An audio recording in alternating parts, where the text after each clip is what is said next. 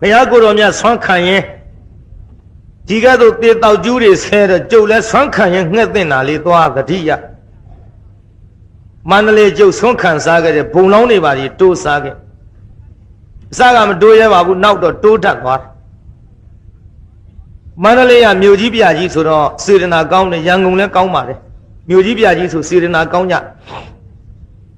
တိုးလိုက်တာကလေးမလေးဇလုံကြီးနဲ့ဆွန်ဟင်းလောင်းတာဘုန်းကြီးတွေဝိုင်းတိုးတယ်ဇလုံကြီးမှောက်ကြအောင်တိုးလေစေတနာမပြည့်ဘူးဝိုင်းတိုးလိုက်ကြတာဆွန်ဟင်းဇလုံကြီးကွတ်ဆိုမှောက်ရကြတွေးလိုက်ကြရင်လည်းတဝက်လောက်ကြံလို့မျောလင်းချက်ရှိဆက်ရရကြီးအခုတော့မှောက်ရကြတော့ကွတ်ဆိုကုန်တော့ကလေးမလေးကဟောမေဘုန်းကြီးတွေတိုးတာကုန်ပြီဟဲ့သမီးပြောနေအနာစရာကြီးရှင်များတို့ရပေါက်ဖျားတိခါမောက်ဖျားကြံပါသေးဖျားသမီးဇလုံဆေးခုခပ်ပြီးလောင်းတယ်ဗျစေတနာမပြည့်ဘူးပြည့်ရလားပြိဿပြည့်ပါဘူးဗျမြို့မို့သာပေါ့ဗျကျွတ်တို့တောများဒီလိုဇလုံမှောက်ကြအောင်တိုးရင်အဲ့ဒီကူတော့ခေါင်းတော့ဇွန်းရထင်ပြီးတော့မှတ်တယ်အိမ်ကြီးပြည့်ရမလားလို့ခုတ်ခွဲပြစ်လိုက်ဒါကြောင့်ကျုပ်မန္တလေးဆွမ်းခံစားရင်းနဲ့လေပြောရအောင်ငှက်တင်ခဲ့တာလေကျွတ်တို့မန္တလေးမြောက်ပြင်အိမ်တော်ရဘုရားအနောက်ဘက်ကနေဆက်ရှင်တရားထီအောင်သွားဆုံးခံရ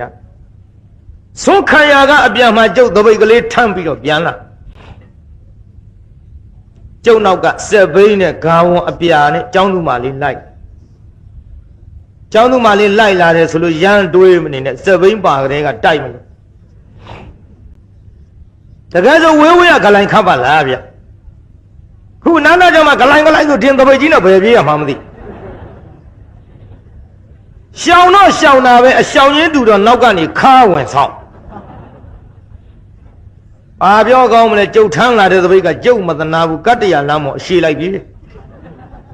ဒလိမ့်နဲ့အစမိမလားလို့လိုက်ဖမ်းပါသေးတယ်မမိတဲ့နောက်ဆုံးတော့ခါဆန်းပြီးရက်ကြီးနေကိုင်းသွားစမ်းနေသွားနိုင်သလားအတွင်းကသားသမီးလေးတွေလည်းနေရရောပကံခွက်ရောက်တယ်ပြောတာအမေဖြစ်တဲ့သပိတ်ကမသနာလို့ပြည့်သွားတော့သားသမီးပကံလေးတွေလည်းဟိုထွက်ဒီထွက်နဲ့ဂလုံဂလွန်ဆိုကုန်ရော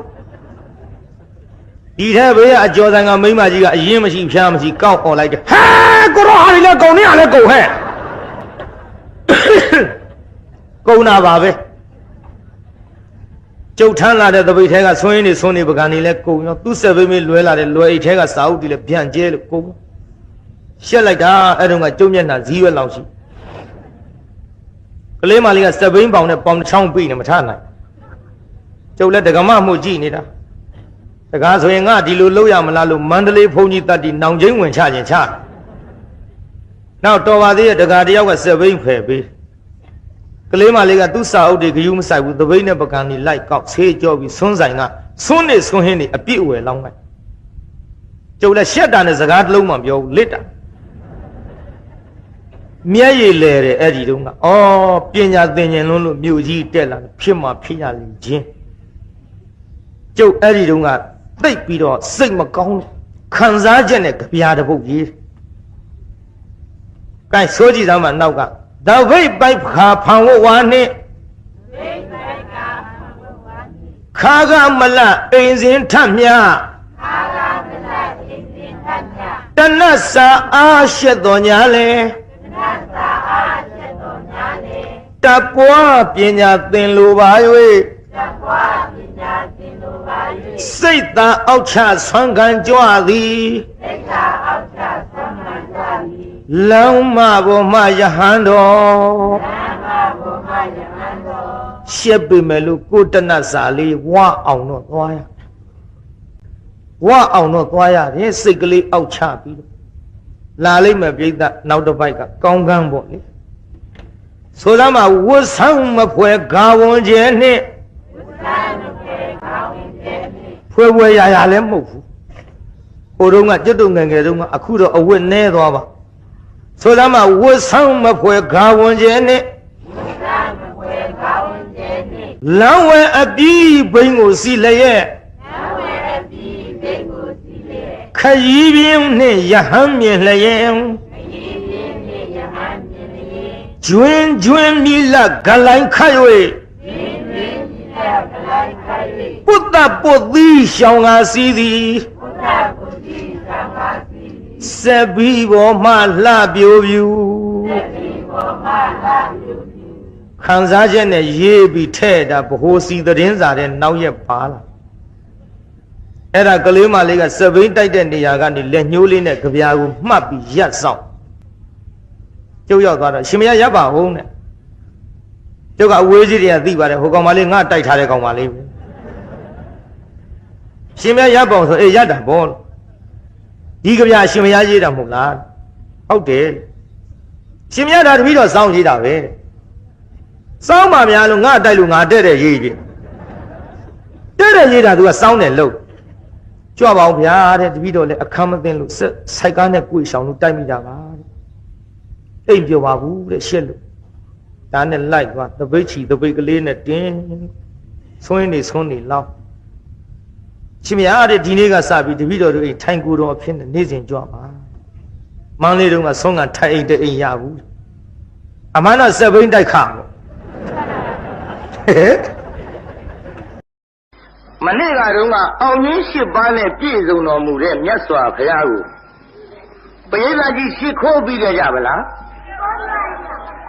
ပါတယ်ဘုန်းကြီးကလည်းပလင်အောင်ငန်းကစဟောမှာဆိုတော့ဆိုကြည့်လိုက်စမ်းပါဇီနော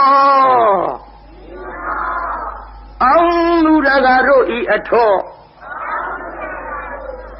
တမို့အောင်ရှောင်းအခေါင်ဖုံးပြမြတ်ဖရာသည်မာရင်သဟိမေခလာဆင်ရတနာကိုလျင်စွာတက်စီပလင်ဤဝဲလေကြီးမိုးကြီးပြဘူးမိနှင့်မောင်ကြီးတရောင်ဒါကလမကျွန်းပြခခွန်လျက်အချင်းသိတ်တာပလင်မြတ်မှာအမြောင်ထလော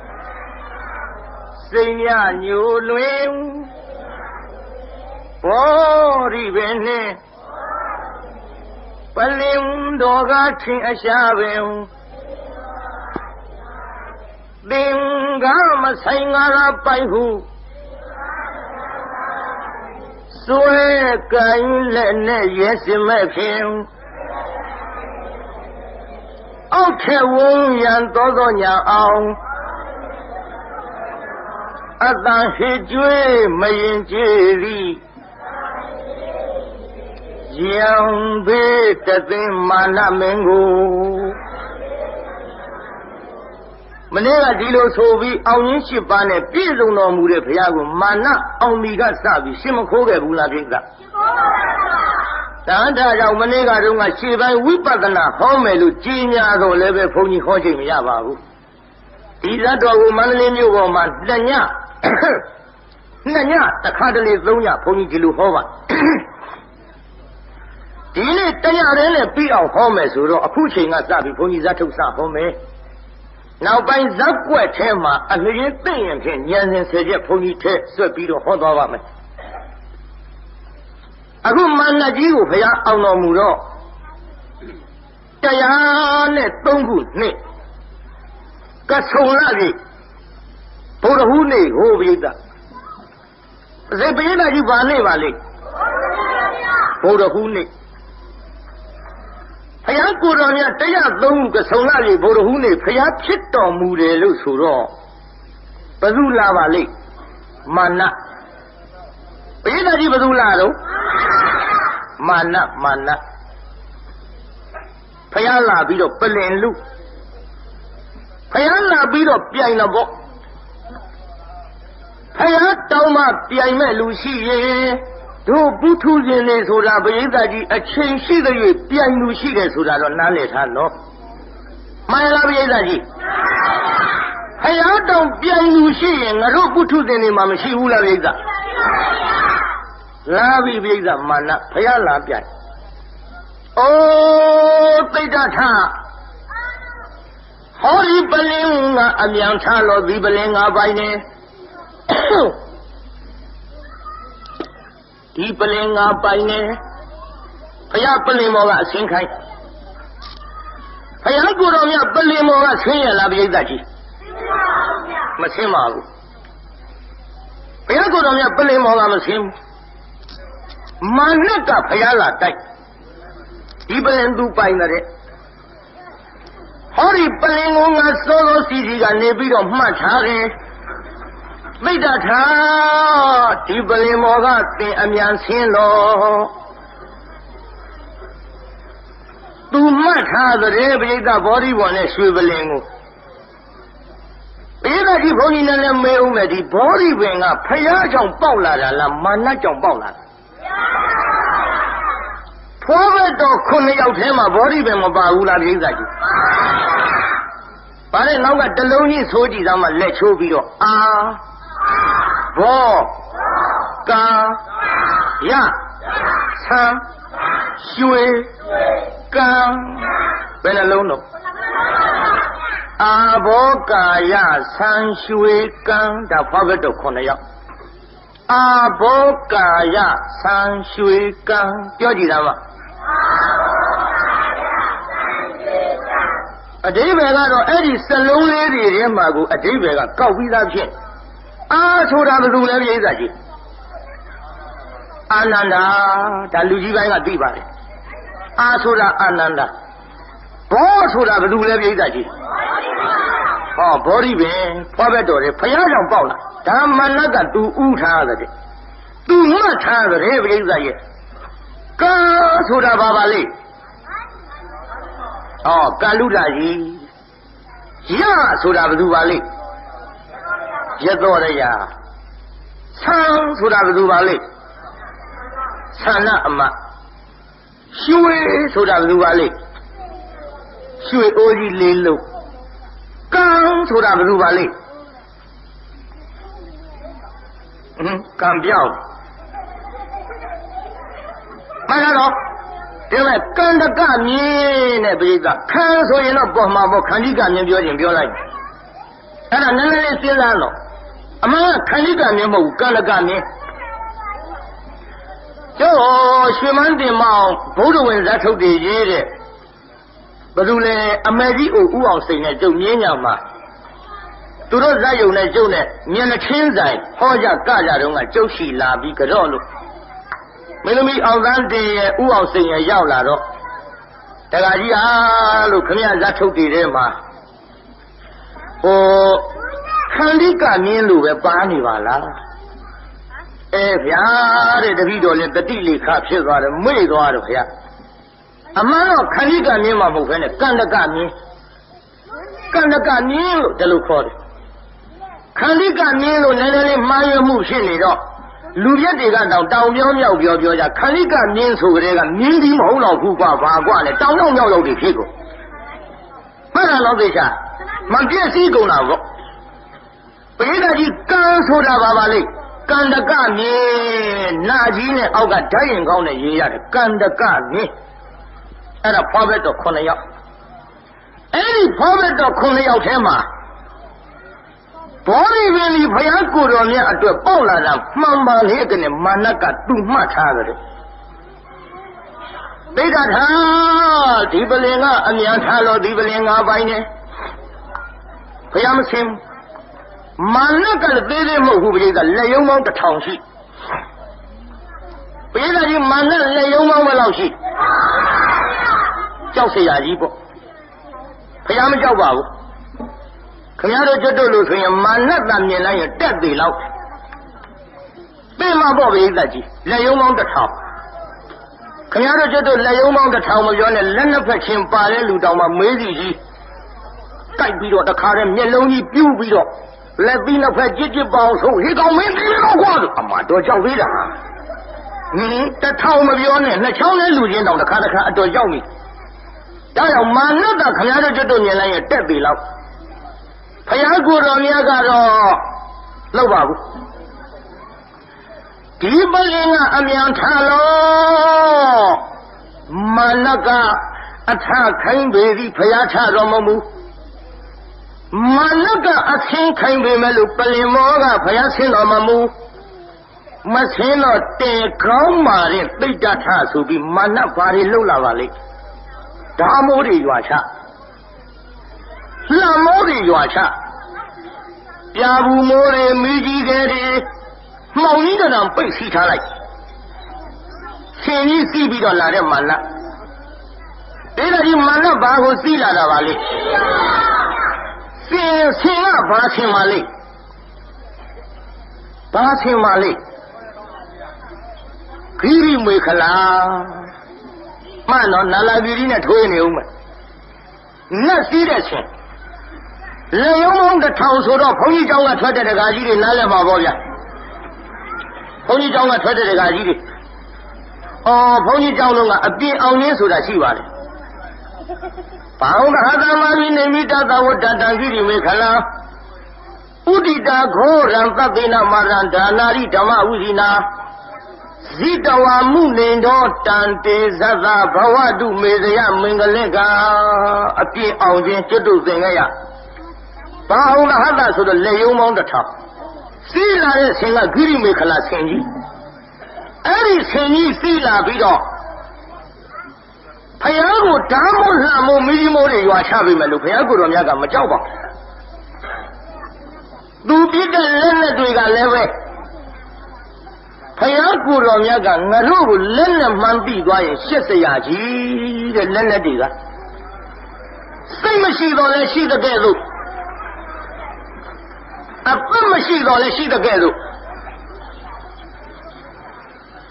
လက်နဲ့မှန်းပြီးရင်ရှက်စရာကြီးဆိုပြီးတော့ဖယားခြေတော်ရင်းမှာပေါက်အတွင်တွေပြောင်းပြီးတော့ရောက်ကြဒါကြောင့်ဘိသိက်ဆရာတွေဘာတွေပလင်အောင်ကပေါက်အကြောင်းပြောခြင်းဒီကစရအဲ့ဒါလိုလက်လက်တွေပြစ်တော့ဘုရားကိုယ်တော်မြတ်ကတုံဏီဘောနဲ့မလာရဲ့မင်းတို့ချင်းနာလို့ငုတ်တော့ကမထားဘူးဘေးကကြီးဘုရားကိုယ်တော်မြတ်ထားတော်မူရဲ့လား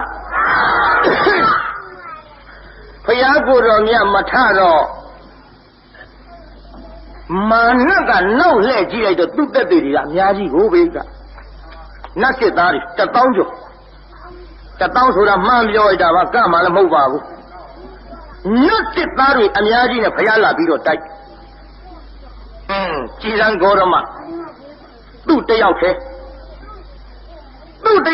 ငါနောက်ကသက်တွေအများကြီးယုံသွားဂတ်သွားမှန်ကန်တဲ့သက်တွေလိုချင်တဲ့မာနကဒါကြောင့်သူကသက်တွေထူလိုက်ဒီပလင်မသူပိုင်တော့မာနကអော်လိုက်အဲ့ဒါလေဟောဒီပလင်မာနကြီးပိုင်နေနောက်ကသူကျွေးမွေးပေးကမ်းထားတဲ့ဘယ်ကတော်ကပေါ့ဘယ်ကတော်ဆိုတာသူများပြောလို့ပြောတာကျုံမသိဘူးနောက်ကဟာတွေနဲ့တူပါရဲ့ပြောရတာကိုဗျဘယ်ကတော်ဆိုတာနောက်ကဟာတွေပေါ့ခင်ဗျားတို့လည်းသိကြပါလေကျွတ်တို့တော့ပြောတာကြားဘူးလားနဲ့ထဲပြောရအင်္ဂလိပ်စာကလည်းသင်ဘူးတာမဟုတ်ဘူးမသင်ဘူးပဲမလို့ BA လောက်တော့ကျုပ်အောင်ပါလေ BA အောင်တယ်ဆိုလို့အထင်မကြီးနဲ့ B နဲ့ A နှလုံးနဲ့ပဲအောင်တာဒါပြင်မမသိဟုတ်တယ်လေဘုန်းကြီးအောင်တာပြောတာကိုဗျနောက်ဒီတော့တချို့ကလည်းကိုယ်စကားမဟုတ်ဘဲနဲ့လေယူသုံးနေကြတာဒီအများကြီးပေါ့အခုကြည့်ပါလားတရားနာသေးတာဟောတယ်ထွန်းထားတဲ့မိเจ้าနေကြီးဖန်เจ้าနေကြီးဖို့ရမတ်ဝါရနှစ်ပင်ရှိဝါရနှစ်ပင်ထိမှလင်းဝါရတစ်ပင်ဖြုတ်လိုက်ရင်တရားနာပြည်သားကြီးဒီမိလင်းမအဲ့ဒီဝါရပြန်ထိလိုက်တော့မီးပွင့်မလာဘူးလားအဲ့ဒီစကားမီးစကားကိုလူတွေကတချို့ကိုယ်စကားမှတ်လို့ယူသုံးတာရှိသေးတယ်ငါမထိနဲ့ကွာလေထိမီးပွင့်သွားမယ်လူထိလို့မီးပွင့်လောင်မီးကြသေးကုန်မှာမို့ဒါလေးသုံးရတာနော်ဒီလိုအသုံးလုံးမျိုးလေးတွေလို့ပေါ့တရားနာပိဋကဘုန်းကြီးလည်းပဲအခုစမ်းပြီးလို့ထည့်ပြောရနောက်ကကိုင်းဘယ်ကောင်ဆိုတာနောက်ကနတ်စစ်သားတွေပေါ့ဒီတော့နတ်စစ်သားတွေကမန္တကြီးပိုင်တယ်မန္တကြီးပိုင်တယ်လို့နောက်ကဝိုင်းပြီးတော့တက်သေးပေးလိုက်ကြတော့ကိုင်းခေါ်ရမကျုပ်ဘက်ကတက်သေးရှိပြီးခမရဘက်ကတက်သေးပြပါဘုရားတက်သေးတောင်းဘုရားကိုယ်တော်ရဲ့သက်သေတောင်းတော့ဘုရားကိုယ်တော်မြတ်ကဘာမှမပြဘူးပြိဿမြေကြီးလက်ထောက်ပြပါလေပိဿကြီးဘုရားကိုယ်တော်မြတ်ဘာလက်ထောက်ပြပါလဲမြေကြီးလက်ထောက်ပြတယ်နော် ကျွတ်တို့အခုမိတ္တကတရားပွဲပြင်လျောက်ကြတဲ့အဖွဲသူအဖွဲ့သားတွေခင်ဗျားတို့ပြုတဲ့ကုသိုလ်ဒါနတွေလည်းဒီလိုပဲမြေကြီးလက်ထောက်ပြရမယ်ကိစ္စပါပဲဘုရားကိုယ်တော်မြတ်ကမနာငါဘုရားကိုယ်တော်မြတ်သည်လေးပင်ချင်းတဲ့ကဘာတသိရှစ်ပင်ချင်းတဲ့ကဘာတသိ16ပင်ချင်းတဲ့ကဘာတသိပါရမီအနန္တဖြည့်ပြီးတော့လာခဲ့တာဒီပလင်လိုခြင်းလို့ဟောဒီပလင်ရအောင်ငါပါရမီတွေဖြည့်ပြီးတော့လာခဲ့တဲ့ကွယ်မနာငါဘုရားအလောင်းတော်သည်စရိယ3ပါးစွန့်ခြင်းကြီး5ပါးပါရမီ10ပါးအပြား30သောပါရမီတို့တွေကိုငါဘုရားဖြည့်ပြီးတော့လာခဲ့တာဒီပလင်လိုခြင်းလို့စရိယ3ပါးဆိုတာတရားနာပရိသတ်ကြီးကျွတ်တို့လောကထစရိယညာတထစရိယဗုဒ္ဓထစရိယလူတိုင်းသိကြပါတယ်အဲ့ဒါမြန်မာလိုရှင်းရှင်းလေးပေါ်သွားအောင်ဆိုကြည်တမ်းပြတဲ့နောက်ကလက်ချိုးပြီးတော့ဖယားဖြစ်အောင်လဲကျင့်တော်မူတယ်တတ္တဝါတွေအတွက်လည်းကျင့်တော်မူတယ်ရွှေမျိုးတွေအတွက်လည်းကျင့်တော်မူတယ်အဲ့ဒါကိုစရိယ3ပါးခေါ်ပါတယ်ဖယားဖြစ်အောင်လည်းကျင့်တယ်တတ္တဝါတွေအတွက်လည်းကျင့်တယ်ရွှေမျိုးတွေအတွက်လည်းကျင့်စွန့်ရင်းကြီး5ပါးဆိုတာလာပြန်ပြီနားလည်အောင်ပေါ့ကဲတရားနာပြည်သားနောက်ကဆိုကြည့်သမ်းမပစ္စည်းဥစ္စာကိုစွန့်ခြင်းခြေလက်နာနာကိုအင်္ဂါကိုစွန့်ခြင်းသာသမီးကိုစွန့်ခြင်းမယားကိုစွန့်ခြင်းအသက်ကိုစွန့်ခြင်းအဲ့ဒီစွန့်ခြင်းကြီး5ပါးကိုလည်းစွန့်တော်မူခဲ့ပါသည်မှန်လားဗျာကြီးနောက်တစ်ခါပါရမီ10ပါးဆိုတာကတော့ဘုန်းကြီးပြောခွင့်အချိန်မရပါဘူးကိစ္စဒါနံသီလသနိခမံပညာဝိရိယနာပစ္စမောခံတိသစ္စာမရိဌာနမေတုဘေခာတိဒေရတာအဲ့ဒီပါရမီ10ပါးဒါနအစထားပြီးတော့ဒီပါရမီ10ပါးဘုရားဖြည့်ခဲ့အဲ့ဒီပါရမီ10ပါးအပြား30ဖြစ်သွားပုံလေဘုန်းကြီးနဲ့လည်းပြောဦးမယ်ပေါ့ဒါနပါရမီဒါနဥပပါရမီဒါနပရမတ္ထပါရမီဒါနပါရမီဆိုတာကတန်မြင်ညဘာဟိရပစ္စည်းဥစ္စာတွေကိုလှူတဲ့ဒါနပါရမီခြေလက်နာနာကိုအင်္ဂါတွေကိုဖြတ်တောက်ခုတ်ပြီးမျက်လုံးတွေကစဖောက်ပြီးတော့လှူခဲ့တဲ့ဒါနဥပပါရမီအသက်ကိုလှူခဲ့တဲ့ဒါနပရမတ္ထပါရမီအဲ့ဒီပါရမီ3ပါးနဲ့ခုနှစ်ငါပါရမီ10ပါးကိုမြောက်လိုက်တော့10ကို3နဲ့မြောက်တော့ဘယ်လောက်တုံးကိစ္စအဲ့ဒါအပြား30ဖြစ်ခဲ့အဲ့ဒီစရိယ3ပါးဆိုရင်ကြီး5ပါးပါရမီ10ပါးအပြား30တွေကိုငါဖြည့်ပြီးတော့လာခဲ့တော့ဟောဒီပလင်လိုခြင်းလို့မနာငါဖယားအလောင်းတော်ကြီးဒီဟိုဝေသလျာဘဝနောက်ဆုံးထားလို့တိုင်းတော်ပြေတော်ကနှင်ထုတ်ပြီးတော့ဝင်ကဘာတောင်ရောက်အောင်နှင်ထုတ်ခံရအောင်ဆင်ပြူတော်ကြီးကိုလည်းလှူခဲ့တယ်ပစ္စည်းဥစ္စာတွေကိုလည်းလှူခဲ့တယ်ပြီးတော့ငါရဲ့အမတန်ချစ်လှစွာသောကနာဇာလီခေါ်တဲ့သားသမီး2ယောက်ကိုလည်းလှူခဲ့တယ်မယားဖြစ်တဲ့မရီမိဖုရားကိုလည်းတရားမင်းဖန်ဆင်းတဲ့ပုံနာအားငါဖယားအလောင်းတော်ကြီးလှူခဲ့တယ်အဲ့ဒါလို့လှူဝင်မဲ့လို့မချစ်လို့လှူတာမဟုတ်မတနာလို့လှူတာမဟုတ်မကျင်နာလို့လှူတာမဟုတ်ဘဂဝါအနန္တကိုကယ်မခြင်းလို့တာမယားတွေကိုငါဖယားအလောင်းတော်ကြီးစွန့်ပြီးတော့လှူခဲ့တဲ့မနာမှတ်ကြနော်ဘုရားကြီးဟိုခင်ဗျားတို့သားသမီးတွေချစ်တယ်ဆိုတာကျွတ်တို့ဖယားအလောင်းတော်ကြီးအိတ်နေသလောက်ရှိဝေသလျာဘဝမှာကျွတ်တို့ဖယားအလောင်းတော်ကြီးသားသမီးမချစ်လို့လှူတာမှမဟုတ်ပဲပုံနာရိုက်လို့ຫນွယ်ကျိုးလက်ကယုံပြီးကျိုးပြတ်ထွက်လာတော့ခမဲတော်ထံပြန်အရောက်ဝလဲတော်လေးတွေတွေးစိမ့်နဲ့ကပ်နေတာမြင်လိုက်တော့တွေးအတိပြီးတဲ့မျက်ရည်ကြရှင်းရှင်းနေနေတဲ့တွေးမျက်ရည်တွေကြတယ်ဗျိကခ ခင်ဗျားတို့သားသမီးချစ်တယ်ဆိုတာကျွတ်တို့ဘုရားလောင်းတော်ကြီးနဲ့ရှင်လို့မရပါရပါမလားပိဋကရှိအဲခင်ဗျားတို့ခုသားသမီးရှိတဲ့မိဘတွေသားသမီးတွေကိုမချစ်ဘူးလားပိဋကကြီးချစ်ပေမဲ့လို့သားသမီးတွေကြောင့်ကြတဲ့မျက်ရည်သွေးမျက်ရည်များဘယ်နှခါကြဘူးလို့ပါဘူးသွေးမျက်ရည်ကြလို့သေဖို့ရှိတာနော်ဒီရိုးရိုးမျက်ရည်တောင်အတော်ခံရဖယားအလောင်းတော်ကြီးဝိတ္တလျာသည်သွေးအတိကြီးတဲ့မျက်ရည်တွေကြဒါတော့ချစ်တဲ့ချားတွေကနေပြီးတော့သရဝအနန္တအတွက်ရက်ဆက်တီသားသမီးတွေကိုလှူခဲ့ပါလိအဲဒီလိုသားသမီးနဲ့ဆင်ပြူတော်ကြီးပစ္စည်းမယားတွေပါလှူခဲ့တော့ကမနာငါဖယားသည်ရွှေကြရနဲ့ရေစက်ချပြီးတော့ငါပေးခဲ့တဲ့သက်သေးကဒီမှာကြည့်กว่าလို့ဖယားကိုတော်မြတ်ကမြေကြီးကသက်သေးထူပါပြီဒေသကြီးပါသက်သေးထူတော့မြေကြီးလက်ထောက်ပြမြေကြီးလက်ထောက်ပြတော့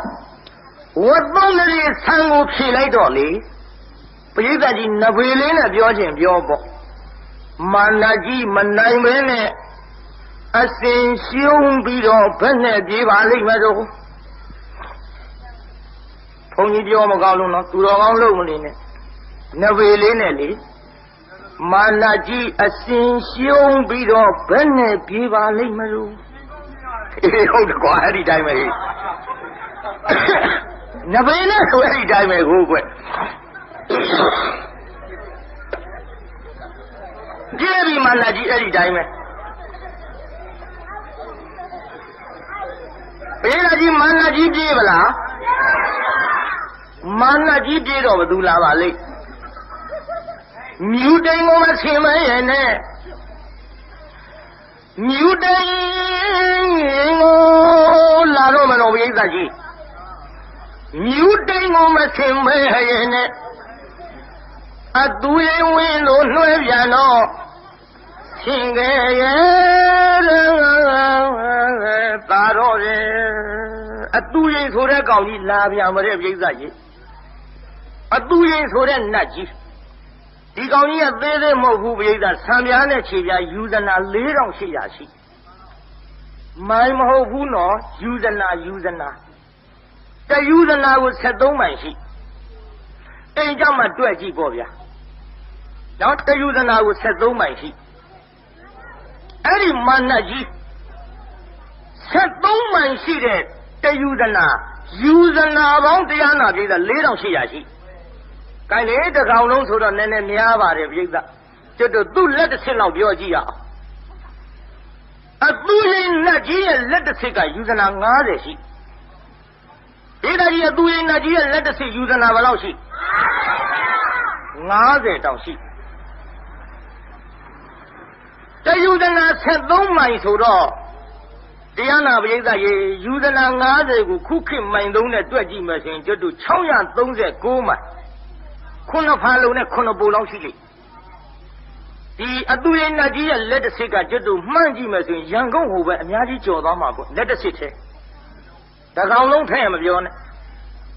ဖယားကိုတော်မြတ်လက်ထက်တော်ကဖယားကိုတော်မြတ်ကိုတော်တိုင်ယာရုပေးခြင်းခံရတဲ့ကောင်ကြီးအတ္တဘာဝီနံယာဟုတ်ကစိတ္တတော်ခန္ဓာကိုယ်ကြီးတဲ့ထဲမှာတော့ယာဟုအမြတ်ဆုံးပါကွယ်ယာဟုတဲ့ခန္ဓာကိုယ်ကြီးတဲ့တတ္တဝလောကမရှိပါဘူးခြေသားတို့အတူရင်ကနေယာဟုပြောင်းသွားတော့မျက်စိလဲသွားနဲ့သူ့နာမည်က3မျိုးလောက်ရှိယာဟုတဲ့အတူရင်နဲ့ငပေါက်တဲ့ဟော3မျိုးလောက်ရှိအိမ်ကညင်းပြီးရံဖြစ်နေဦးမယ်ယာဟုဆိုတာလဲသူပဲအတူရင်ဆိုတာလဲသူပဲငပေါက်ဆိုတာလဲသူပဲလက်တစ်ခေယူဇနာ90ဆိုတော့ဒါကြောင့်နေရလတွေသူဖန်ဆားနိုင်တာပေါ့နေလဆိုတာနေဆိုတာယူဇနာ90ရှိတယ်လဆိုတာ49ယူဇနာရှိ49ယူဇနာရှိတဲ့လကအတူရိနတ်ကြီးရဲ့လက်တစ်ခေတဲ့တယူဇနာရော73မိုင်ရောတော့ပေါ့ဗျာ73မိုင်ဆိုနေတာမဟုတ်ပဲဒါကြောင့်တရားနာပရိသတ်ကြီးအဲ့ဒီကဲဆိုသူ့လက်တစ်ခေလောက်ရှိတဲ့နေလကိုအတူရိနတ်ကြီးကဖန်ဆားနိုင်ပါသည်တခါလက်ဝါးနဲ့ဆုပ်ထားသူမျက်စီတဲ့နေလာသွားနေတာမကြည်ပြူတဲ့ချိန်ခါမှာ တခါကြတော့လက်ကလေးကြားမှာညှက်ထားလက်ကလေးကြားဆိုတာတို့ဂျိုင်းညညှက်တာပြောတာဟိနားမလဲပဲနေဦးမစာခေါ်မို့လို့ဒီတရားဟောတော့အမေကမေးတယ်ငါသားရဲ့လက်ကလေးကြားဆိုတာဘာလို့အမေကလို့ဂျိုင်းညညှက်တာပြောတာပါ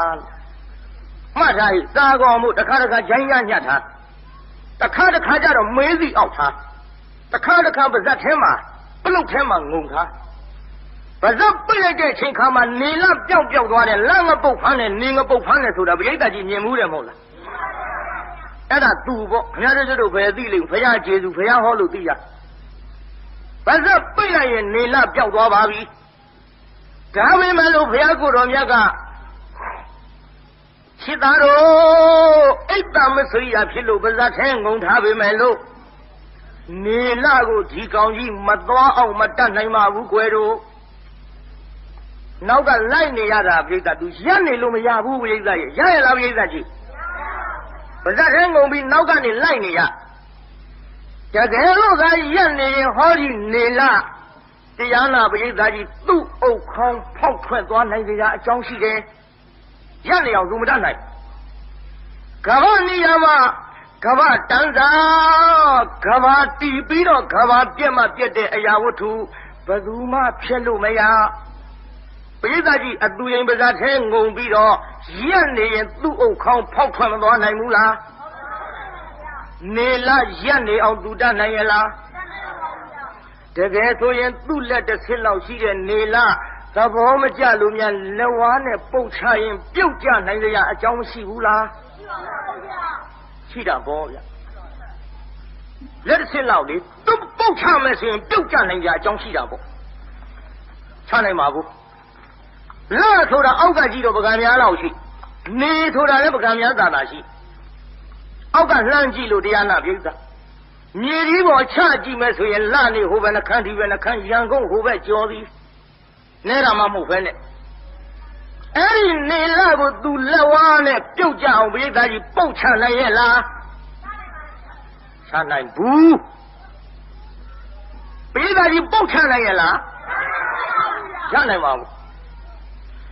ဓာတ်လောက်ကြီးတဲ့ကောင်ကြီးကတောင်မှနေလကိုလက်ဝါးနဲ့ပြုတ်ကြအောင်ပုတ်မချနိုင်ပါပဲနဲ့အခုတော့ဟိုလူတွေကလာဘောတိုက်တယ်မယ်လို့ပြောနေပြီတဲမလို့တဲ့တော့ဒါပတိကိုတကာတကမတွေဆိုတော့နည်းနည်းသတိပေးကြရမကြည့်ရှောင်ရလာစားတဲ့ရဲ့တော်ကြတရားနာပြိဿလာဘောကျွတ်တို့မိထမ်းလန်းနေပါလေဖောက်လို့ခေါင်းပေါ်မိကြီးသေးတွေပါလေကြမှာကြောက်ရတယ်ကိုဒါကြောင့်ကိုယ်တရားဓမ္မတွေဆိုတော့ဗုဒ္ဓဘာသာတွေနည်းနည်းသတိပေးထားရဒါကြောင့်တရားနာပရိသတ်ကြီးနေလာကဘာပြစ်မှပြစ်တဲ့အရာဝတ္ထုဘယ်သူမှဖြစ်လို့မရရရလားပရိသတ်ကြီးဒီတော့ကျုပ်ကလည်းနည်းနည်းမေးပါတယ်ပရိသတ်ဒီလမ်းပိတ်မှမော်တက်ကြတယ်လို့ဆိုတော့ကျုပ်မေးကြည့်ဒီဂျိုရုတွေပါဒီမိုင်မောင်းဘယ်လောက်ရောက်ပလဲ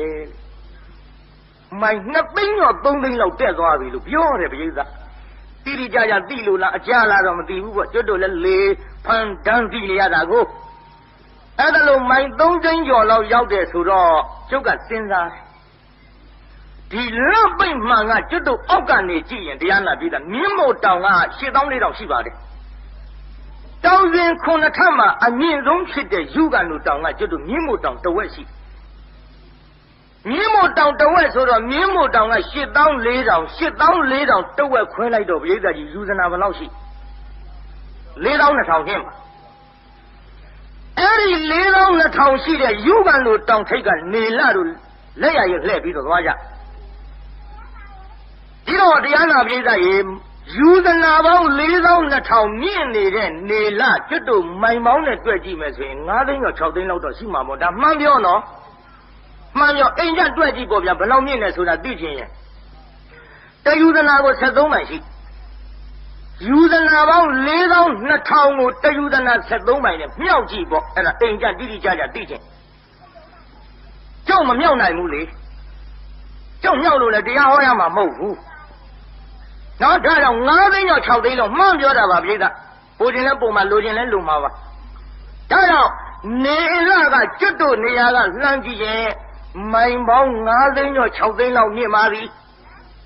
ဂျိုရုက3သိန်းကျော်လောက်တက်ပြီဆိုတော့ကျုပ်ကစဉ်းစားတယ်အထက်ကကျော်သွားလောက်ပြီးထင်တယ်မှန်ရတာကိုဗျနော်ဒါကြောင့်တရားနာပရိသတ်ရေဒီမဲ့ဟိုကဘာဥစ္စာတွေကဖြစ်ပေါ်လာတဲ့နေလဘယ်သူမှဖြတ်လို့လည်းမရပါဘူးကပ္ပထိတိအရာမှလည်းပဲဒီလကပါပါတယ်ဒီတော့ကောင်းပြီလေနည်းနည်းလေးတရားနာပရိသတ်ပြောရအောင်ကဲကူတံကိုနာကုံကသဗ္ဗဂေါရမဖယားငါးစုပွင့်တဲ့ဟောဒီကဘာကြီးမှာဖယားလေးစုပရိနိဗ္ဗာန်စံခဲ့ကြပါပြီစံပေမဲ့လို့နေလာကတော့ဒီအတိုင်းပဲပြိဿဆန်းရဲ့ဆန်းလာမဲအထိုးလေးတောင်ရှိသေးပြိဿ3ရက်လာကြတော့ဗါတဲ့လက်သုံးနေပေါ့ကွာနော်ဖိုးကြီးလည်းသိပါတယ်ငယ်ကျုံးငယ်နာပြန်စင်းတာမျက်ခုံးလေးကြည့်ကြည့်ပြီးတော့3ရက်လာဟာခုံးမျက်စာပုံပမာဆိုတာဒီပေါ့ဗျာခင်ဗျားတို့ပြန်စင်းတာသိပါတယ်အဟုတ်3ရက်လာကြတော့ခုံးမျက်စာလေးတိုင်းပဲတဲ့အဲ့လိုဆန်းရဲ့ဆန်းဒီတရားနာပိဋကလာကပြည့်တဲ့ရဲ့လာကြီးနေကြတော့လာကြီးဝိုင်းလာပြီးပြည့်လာပြီးပိဋကကြီးလာကြီးနေဘသူတူနဲ့ထုလို့လာကြီးပိတ်နေတာများမြင်ဘူးတော့မြင်ဘူးပါဟောပြည့်တဲ့ရဲ့ပြည့်ဆုတ်တဲ့ရဲ့ကြတော့ဆုတ်သွားတယ်ပိဋကကြီးဆုတ်တယ်ဆိုတာယော့သွားတဖြည်းဖြည်းယော့ပြီးတော့သွားလိုက်တာလာခွေနေ့ဆိုတဲ့နေ့ကြတော့ပိဋကကြီးလာမြင်ရသေးလားအဲ့ဒီနေ့ဘယ်သူဆွဲထုတ်ပြနိုင်လေတုံးမိသားမပြနိုင်ပါဘူးဆန်းတဲ့ရဲ့ဆန်းပြည့်တဲ့ရဲ့ပြည့်ဆုတ်တဲ့ရဲ့ဆုတ်ွယ်တဲ့ရဲ့ကွယ်ပြီးတော့လာခဲ့တဲ့ဒီနေလကဘာဥအစတွေကဒီတိုင်းပါပဲကဘာပြည့်သည့်အထိသူဒီတိုင်းနေပါလိမ့်မယ်ဘယ်သူဖြစ်လို့မှမရသဘောပေါက်လားပြိဿကြီးဒီတော့ကျုပ်မြင်းညာမှာသံဃာ1000နဲ့အနေကစားတင်တော့ကဆန္ဒမုတ်စေရီဘုရားပွဲမှာကျုပ်တရားဟောတော့ကဥစဉ်ခန့်ငယ်ငယ်ဥစဉ်လေးတစ်ပါးကကျုပ်ကိုလျှောက်ပါတယ်ကျွတ်တို့ကလည်းတရားနာပြီးတော့ပိဋကသုံးပုံထုံးလို့မှုရေလို့နှောက်နိုင်တာမဟုတ်တော့ကျွတ်တို့သဘောမပေါက်တဲ့ကိစ္စတွေမှာကျွတ်တို့တဲ့စာတော်တဲ့ဆရာတော်သံဃာတော်တွေကိုကျွတ်တို့လျှောက်ရပါနော်အခုဒီပိဋကဆရာတော်ဘုရားတို့အေကမပါဠိတဆရာတော်ဘုရားကြီးတွေတို့စာရဘုန်းကြီးတွေတို့အခုမန္တလေးမြို့ပေါ်မှာကျွတ်တို့အမိလည်းပြုထားတဲ့ကျွတ်တို့စာတက်ခဲ့တဲ့စာကြဆရာတော်တွေတို့ဓာတ်တွေကိုကျွတ်တို့လျှောက်ရပါကျွတ်တို့လည်းမိသလောက်နဲ့ဟောနေရတာပြိဿတက်လို့ဟောနေတာမဟုတ်ဘူးကျွတ်တို့တဲ့တက်တဲ့ဆရာတော်သံဃာတော်တွေကဗမာပြည်မှာအများကြီးရှိဒီတော့ကျွတ်တို့မမိတဲ့ညံမမိတဲ့အရာဝတ္ထုကြတော့ဆရာတော်တွေလျှောက်ရဒီထဲကျုပ်မင်းကုန်းကတိပတိကဆရာတော်ဘုရားကြီးဥဝိစိတ်တာတခါလျှောက်ဘူးတဲ့မြင်းညာမှာကျွတ်တို့ဆုံရတော့ခုရွှေရင်းဆောင်ကစာကြဘုန်းကြီးကျွတ်တို့ဥပ္ပန္နဝရေကျွတ်တို့မိုးကောင်းလိုက်ကအရင်တုန်းကစာချနေတဲ့ကျွတ်တို့သရာတက်ခဲ့ဘူးတဲ့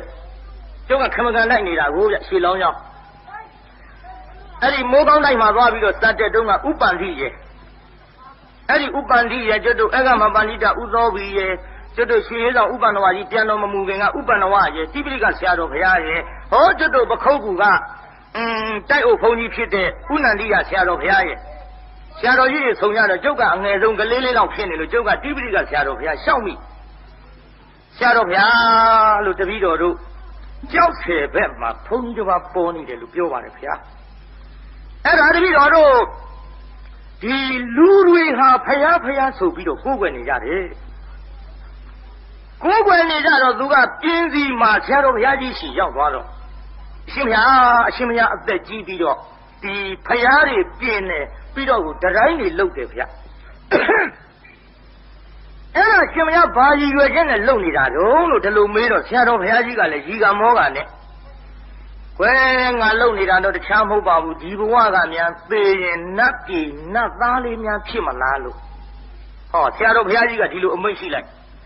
ဒီလိုအမိန့်ရှိတော့အဲ့ဒီကိုတော်ကမှားလိုက်လေဗျာမှားလိုက်လေဗျာအရှင်ဘုရားတို့ဘုရားဆိုပြီးတော့ကိုးကွယ်နေလို့တပည့်တော်ဟာတင်ပလင်ငွေကြောက်ဆင်းသူကိုတော်ကြီးကိုဥသုံးမြင်ချပြီးတော့ရှောက်ဖူးပါတယ်ဗျာတဲ့အရှင်ဘုရားတဲ့အရှင်ဘုရားကိုဂေါရမဗုဒ္ဓဆိုပြီးတော့လူတွေကိုးကွယ်နေတာအရှင်ဘုရားဂေါရမဗုဒ္ဓအစ်စ်ဟုတ်ပါသလားဘုရားလို့တပည့်တော်ရှောက်ကြည့်ပါတယ်အဲ့ဒါလို့ရှောက်ကြည့်တော့ကြောက်ဆင်းသူကိုတော်ကြီးကမဟုတ်ဘူးလည်းမပြောဘူးဘုရား ဟုတ်တယ်လည်းမပြောဘူးဗျာခေါင်းလည်းမငြိမ်ဘူးခေါင်းလည်းမညံ့ဘူးဗျာအဲ့ဒါတပည့်တော်မကျေနပ်လို့ထလျှောက်တော့လေဒီတိုင်းပဲဗျာမတုံမလှုပ်နောက်တော့တပည့်တော်စိတ်ထဲမှားလေသွားဖယားဆိုပြီးတော့ကိုးကွယ်နေတဲ့လူတွေမှားလေသွားငါလည်းပဲအခု2ကြိမ်လျှောက်ကြည့်တယ်ကြောက်ခင်းလူကိုတော်ဒီမတုံမလို့3ကြိမ်ထိအောင်လျှောက်လို့ရှိရင်တော့ဖြင့်ငါပါထိုမောတဲ့လူတွေတဲ့ရောမှားတော့မှာပဲဆိုပြီးတော့ဒီအသုံးနှုန်းမျိုးကိုသုံးလို့ဆရာတော်ဘုရားလို့တပည့်တော်တို့တော့လူငယ်တွေဖြစ်နေသည့်အတွက်ဖယားသားတော်ယဟန်ဖြစ်နေတဲ့ယဟန်တစ်ပါးရဲ့ဒီလိုအသုံးနှုန်းမျိုးကိုတပည့်တော်တို့ဘယ်လိုဝေဖန်ရမလဲဘုရားဘယ်လိုဆုံးဖြတ်ရမလဲဘုရားဆိုတော့တိပိဋကဆရာတော်ဥိစိတ်တာကကျုပ်ကိုအမိန့်ရှိပါဥစတိလာရေသူကယဟန်ပဲလားဗျယဟန်ပဲဖေရယဟန်ပဲဆိုရင်ဥစတိလာတဲ့ဖယားသားတော်ဖြစ်ပြီးသိက္ခာပုဒ်တွေထမ်းနေပါလေကနဲ့ဖယားသားတော်ယဟန်တစ်ပါးကဖယားကိုဒီလိုဒီအသုံးလုံးမျိုးတွေကိုပြောတယ်ဆိုရင်တော့ဥစတိလာတဲ့ထိုပုဂ္ဂိုလ်ရဲ့အပေါ်မှာဝေလဲမဝေပါမှာနဲ့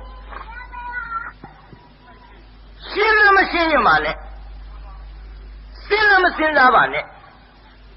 မြင်နဲ့ချင်းလည်းမဆိုင်ရင်ပါနဲ့ဥစတိလာအဲ့ဒီပုဂ္ဂိုလ်တန်မြင်ညမဟုတ်ဘူးဥစတိလာရေတဲ့ဆရာဝန်ကောင်းကြီးတွေနဲ့ဓမ္မန်တွေပါရိုက်ပြီးတော့စမ်းသပ်ဖို့ကောင်းတယ်ဟောမှန်တော့ပညာရှိစကားကျုပ်စက်လင်းလို့ထည့်ပြောနေတာတိပိဋကဆရာတော်ဒီတိုင်းမရှိဘူးပါအဲ့ဒါကျုပ်ကရည်တာဗောပြေကရည်တော့ဥစိတ်တာကဥစတိလဘာသဘောကျတာတော့နဲ့တပည့်တော်ရိပ်မိပါပြီခင်ဗျာဓမ္မနေပါလေရိုက်ပြီးဆရာဝန်ကောင်းကြီးတွေနဲ့စမ်းသပ်ကြည့်ဖို့လိုတယ်ဆိုကြတဲ့ကိုကတရားနာပိသအုံနောက်မကောင်းဘူးနှလုံးမကောင်းဘူးရှင်းတော့ပညာရှိမို့လို့ပြောမကောင်းလို့ယူနေတယ်လို့ဆိုလိုက်ချင်းပါပိသဒါကြောင့်ကျွတ်တို့အဲ့ဒါလို့ဉာဏ်မမီတဲ့ကိစ္စတွေမှာအင်မတန်ကျွမ်းကျင်တော်မူကြတဲ့ဆရာတော်တန်ဃာတော်ကြီးတွေစာကြဘုန်းကြီးတွေထံမှာကျွတ်တို့လည်းမင်းမြန်ယူရသမြဲပိသဒါကြောင့်အဲ့ဒီတုန်းကဦးစင်းလေးတစ်ပါးကကျုပ်မေးတော့ကျုပ်ကလည်းကျုပ်သိသလောက်တော့ဖြေခဲ့ပါတယ်ပြိဿအေးကွာလို့ညကြတော့ငါအတူရင်ကြီးနဲ့စက်လျင်းပြီးနည်းနည်းထည့်ပြောမလို့အဲ့ဒီကြမှာမင်းနားထောင်ပါလားလို့ငါသိသလောက်တော့ဟောသွားမှာပေါ့လို့ဒီလက်ပိတ်မှမောဂျိုရုတက်တယ်ဆိုတာလက်ပိတ်မှအကြောင်းကိုတပည့်တော်သိကျင်လို့တဲ့မင်းကဘာလို့သိကျင်တာတော့ဆိုတော့တပည့်တော်ဆုံးကအိမ်ကဒကမကြီးကလက်ပိတ်မှမောဂျိုရုတက်တာရောက်သလားလို့မေးနေတယ်အဲ့ဒါတပည့်တော်ခြာလပတ်လေသွားလို့တဲ့ဟောလွယ်ပါတယ်ကွာလို့အရှင်ဘုရားလွယ်နေတပည့်တော်ခင်ဗျာတဲ့အုံနောက်ကိုကြိုက်သွားတာပဲမကြိုက်ပါနဲ့ကွာလို့ဒီလိုမေးပေါ်လို့သူ့ပြန်မေးရတယ်ကွာဒါမျိုးကြတော့ကိုင်းဒကမကြီးကလမ်းပိတ်မှမောဂျိုရုတက်တာရောက်သလားမေးတော့ကျုပ်ကခမရပြန်မေးလက်ပိတ်မှမောဂျိုရုတက်တာဒကမကြီးမြင်ဘူးသလားလို့မေးပေါ်လို့ဟို तू ကမမြင်ဘူးဖြေမှာဗောဗျာအေးလေ तू ကမမြင်ဘူးဖြေတော့မင်းကလည်းဒီလိုပြန်ပြောပေါ်လို့လမ်းပိတ်မှမောဂျိုရုတက်တာဒကမကြီးလည်းမမြင်ဘူးကျုပ်လည်းမမြင်ဘူးမမြင်ဘူးတဲ့အကန့်ရင်ခမရဘာပြုမဲ့ကျုပ်မေးတော့လို့ပြောပေါ်လို့ကျုပ်ကဒီတိုင်းပဲသူ့ပြောလိုက်ညကြငါထဲ့ပြောပါမယ်ကွာဆိုပြီးတော့ကျွတ်တို့သိတဲ့လောက်နဲ့ဒီလောက်ထိအောင်တော့ဖြင့်ဘုန်းကြီးတို့ဟောခဲ့ဘူးပါတယ်ပြိဿလမ်းပိတ်မှမောဂျိုရုတက်တယ်ဆိုတာမရောက်ဘူးရောက်တယ်ညင်းနေစရာလိုသလားပြိဿကြီးဟောကို့အလုတ်ကောဟုတ်ရလားပြိဿ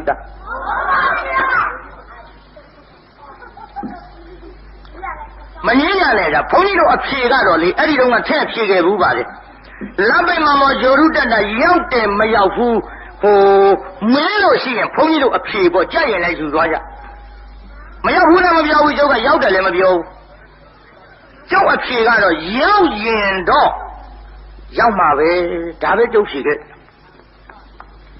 ရောက်ချင်ရင်မဟုတ်ဘူးနော်ပိဿကြီးရောက်ချင်ရင်ဆိုရင်တော့လက်ပိတ်မှာပေါ့ရောက်ချင်လို့သာရောက်ရင်ကျုပ်နေချင်းရံတစ်ခေါက်လောက်သွားခြင်း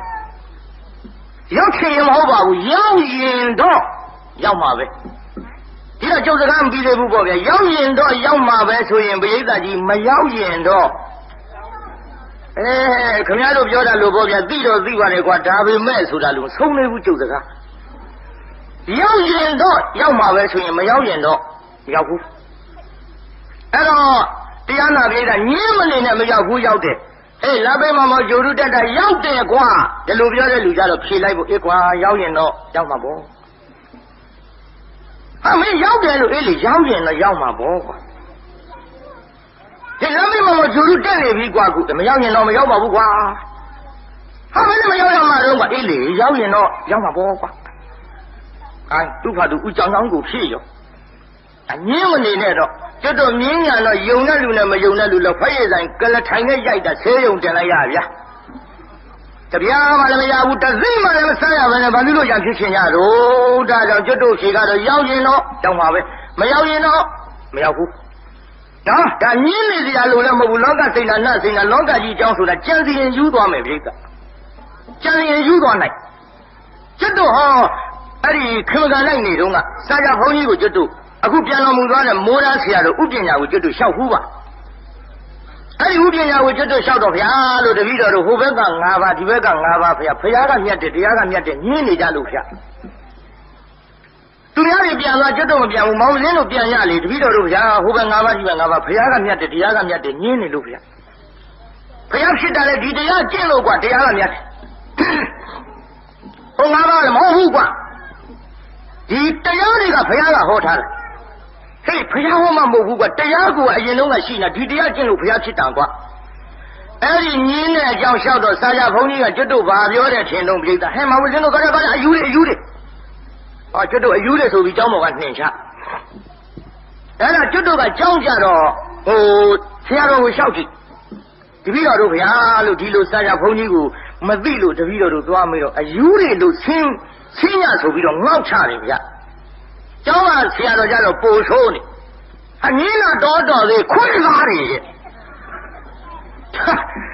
အော်မကြံစီရတဲ့အရာတွေပြည်သာဗုဒ္ဓဝိသေရောအစိမ့်တွေရောကျွတ်တို့မကြံစီရတဲ့အရာတွေကြံတော့နွားရင်လည်းဖြစ်ရမယ်ယူရင်လည်းသွားနိုင်တယ်ဒါကြောင့်လောကစိဏနာစိဏဗုဒ္ဓဝိသေရောစိဏရောသာနာဝိသေရောစိဏရောကမ္မဝိပါကိုအစိမ့်တွေရောမကြံစီအပ်တဲ့အရာတွေဆိုတာမကြံစီတတ်နဲ့ယူရင်လည်းယူတတ်တယ်ရံဖြစ်ပြီးတပ်ပွဲရိုက်ပွဲရင်လည်းဖြစ်တတ်တယ်ကိုယ်အလုံးမဟုတ်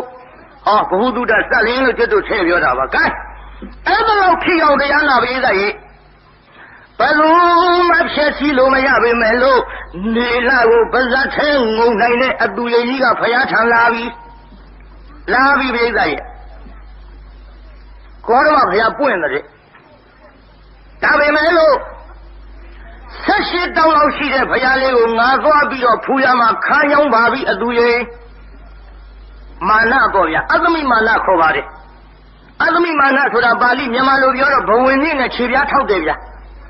သူများနဲ့ကိုယ်နဲ့နှိုင်းရှင်ပြီးတော့ကြည်လိုက်ရင်ကိုကသူများနဲ့မြတ်တယ်လို့ထင်တာပေါ့ဒါတရားသမားတွေလည်းဖြစ်တတ်ပါတယ်ကြကြသတိထားကြတရားအထုတ်တဲ့ပုဂ္ဂိုလ်တွေမှလည်းဖြစ်တတ်ပါတယ်ကျုပ်တိတ်သက်သုတ်တဟောတဲ့နေရာမှာအဲ့ဒီအသမိမာနအဲ့လေဟိုဒါတော့ခန္ဓာပမသုတ်တံကိုဟောတဲ့ချိန်ခါမှာအဲ့ဒီအသမိမာနပါရပါတယ်ကျုပ်ဝိပဿနာနဲ့ပတ်သက်ပြီးသုတ်တံဟောတဲ့ချိန်ခါမှာအသမိမာန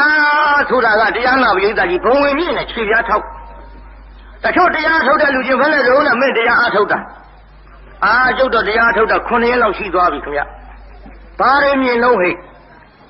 ဒါဟာတဲ့9ရက်ဆိုတော့ကြာမှကြာသေးပဲစိတ်ကလည်းအိမ်ပြန်ရောက်သွားလို့တမာရိရအောင်မနဲ့ထိနေရပါတယ်တဲ့ဘာမှမြင်နေဘူးခင်ဗျမင်း9ရက်ဆိုတော့ဘယ်မြင်အောင်မလို့ကွာတဲ့ကြာသေးတာမှမဟုတ်ပဲတို့တုလို့တော့ရဘူးလေတဲ့တို့က45ရက်တောင်ရှိပြီလှုပ်လာပြီအသမိမာနပြောနေတာတရားထုတ်တဲ့ပုဂ္ဂိုလ်တွေနိဗ္ဗာန်မရဘူးတဲ့နော်ကုန်းတင်တယ်လို့ခေါ်ပါတယ်ပြိဿတို့တူလို့ရဘူးပေါ့တဲ့မင်းက9ရက်ဆိုတော့နှုသေးတာပဲတဲ့တို့က3နှစ်တောင်ရှိပြီတဲ့တို့ကတော့ရင့်ပြီးဆိုပါလားပြိဿရဲ့ကဲရင့်တဲ့ကကျွေယုံရှိတော့တာဗျဘာလို့သေးလို့ရင့်မလဲဗျမင်းတို့နဲ့တို့နဲ့မတူဘူးတရားအထုတ်တဲ့ယောဂီရင်ပေမဲ့လို့မင်းတို့တဲ့ငါတို့ကအဆင်မြင့်ပြီးညာမြင့်ပြီးငါတို့ကမင်းတို့နဲ့မတူတရားပေါက်သွားပြီလို့သူများနဲ့ကိုယ်နဲ့ရှင်ပြီးတော့အထင်ကြီးလိုက်ရင်အတ္တမိမာနကုန်းတင်တယ်လို့ခေါ်တဲ့နိဗ္ဗာန်မဝင်နိုင်ပါဘူးတဲ့တရားအထုတ်တဲ့ယောဂီတို့စလင်းလို့ထည့်ပြောတာပြစ်တင်နေတာမဟုတ်ဘူးရှောင်ကျင်စေခြင်းလို့ထည့်ပြောနေတာတကယ်စေတနာနဲ့မှန်လားပြိဿကြီးကဲကြည့်ဗျာအတူရင်ကအမေငါတဲ့ကြီးတာလောကမရှိဘူးတဲ့ဂေါရမဘုရား18တောင်တော့ငါငုံဖူးရမှာခါးညောင်းတယ်ဗျအတ္တမိမာနပေါ့အဲ့ဒါလာပြီတရားလာပြီကသူရင်ကြီးအတူရင်ကြီးဆင်းလာတော့ဘုရားကိုယ်တော်မြတ်ကသူမလာခင်တည်းကလာမယ်ဆိုတာသိ ဒီတော့အနန္တညောင်ဆောင်ထုတ်အရှိအုပ်ခေါင်းထားအနောက်ချီပြုအဲ့ဒီညောင်ဆောင်ခင်းခိုင်းပြီးတော့မွတ်တရဈဉ္ညာလျှောက်ရင်ဝလုံးများလှဲထားလို့ကြော်သွားနိုင်တော့လည်းဝလုံးများထောင်ထားရင်ခုံမှုခက်ဒါကြောင့်ဝလုံးများထောင်တယ်လို့မွတ်တရလို့မြင့်နေထင်လိမ့်မယ်ဈဉ္ညာမလျှောက်ဘူးထိုင်ရတော့လည်းသင်္ကုံများထောင်ထားတယ်လို့ထိုင်လို့မြင့်နေထင်လိမ့်မယ်မထိုင်ဘူးဗျာအရှိအုပ်ခေါင်းထားအနောက်ချီပြုပြီးတော့ညောင်ဆောင်ပေါ်နှစ်ယောင်းတော်မူလိုက်လူလိုဆိုတုံးလုံးလဲအိတ်လိုက်တော့ပေါ့ဗျာအတူရင်ထင်ထိုင်လို့မြင့်နေရက်လို့မြင့်နေထင်မှာဆိုလို့အဲ့ဒါလို့လျောင်းလိုက်တော့ဘုရားကိုယ်တော်မြတ်ရဲ့အုတ်ခေါင်းတော်ကအရှိစက်ကြဝဠာထိခြေရားတော်ကအနောက်စက်ကြဝဠာထိအတူရင်ရောက်လာတော့ဘုရားပြောက်ငုံကြည့်ရလိမ့်မယ်ထင်တာတုံးလုံးလှဲနေတာသူဘုရားပြောက်မမြင်လို့မှတ်မနေနဲ့ဘယ်မလဲဂေါရမဆိုတော့အဲ့ဒီမှာဆိုလက်ညှိုးထိုးပြလိုက်တော့ဘုရားလည်းမြင်လိုက်ရောဟာတောင်းကြီးဟာကြည့်တော့တုံးလုံးလှဲနေတာကိုတောင်းကြီးထင်သွားတယ်တရားနာပရိသတ်ကြီးအဲ့ဒီတော့ဘုရားကိုယ်တော်များကဟဲ့ဘယ်သူလဲမှန်လားပါတပည့်တော်အသူရိမ်ပါဗျာ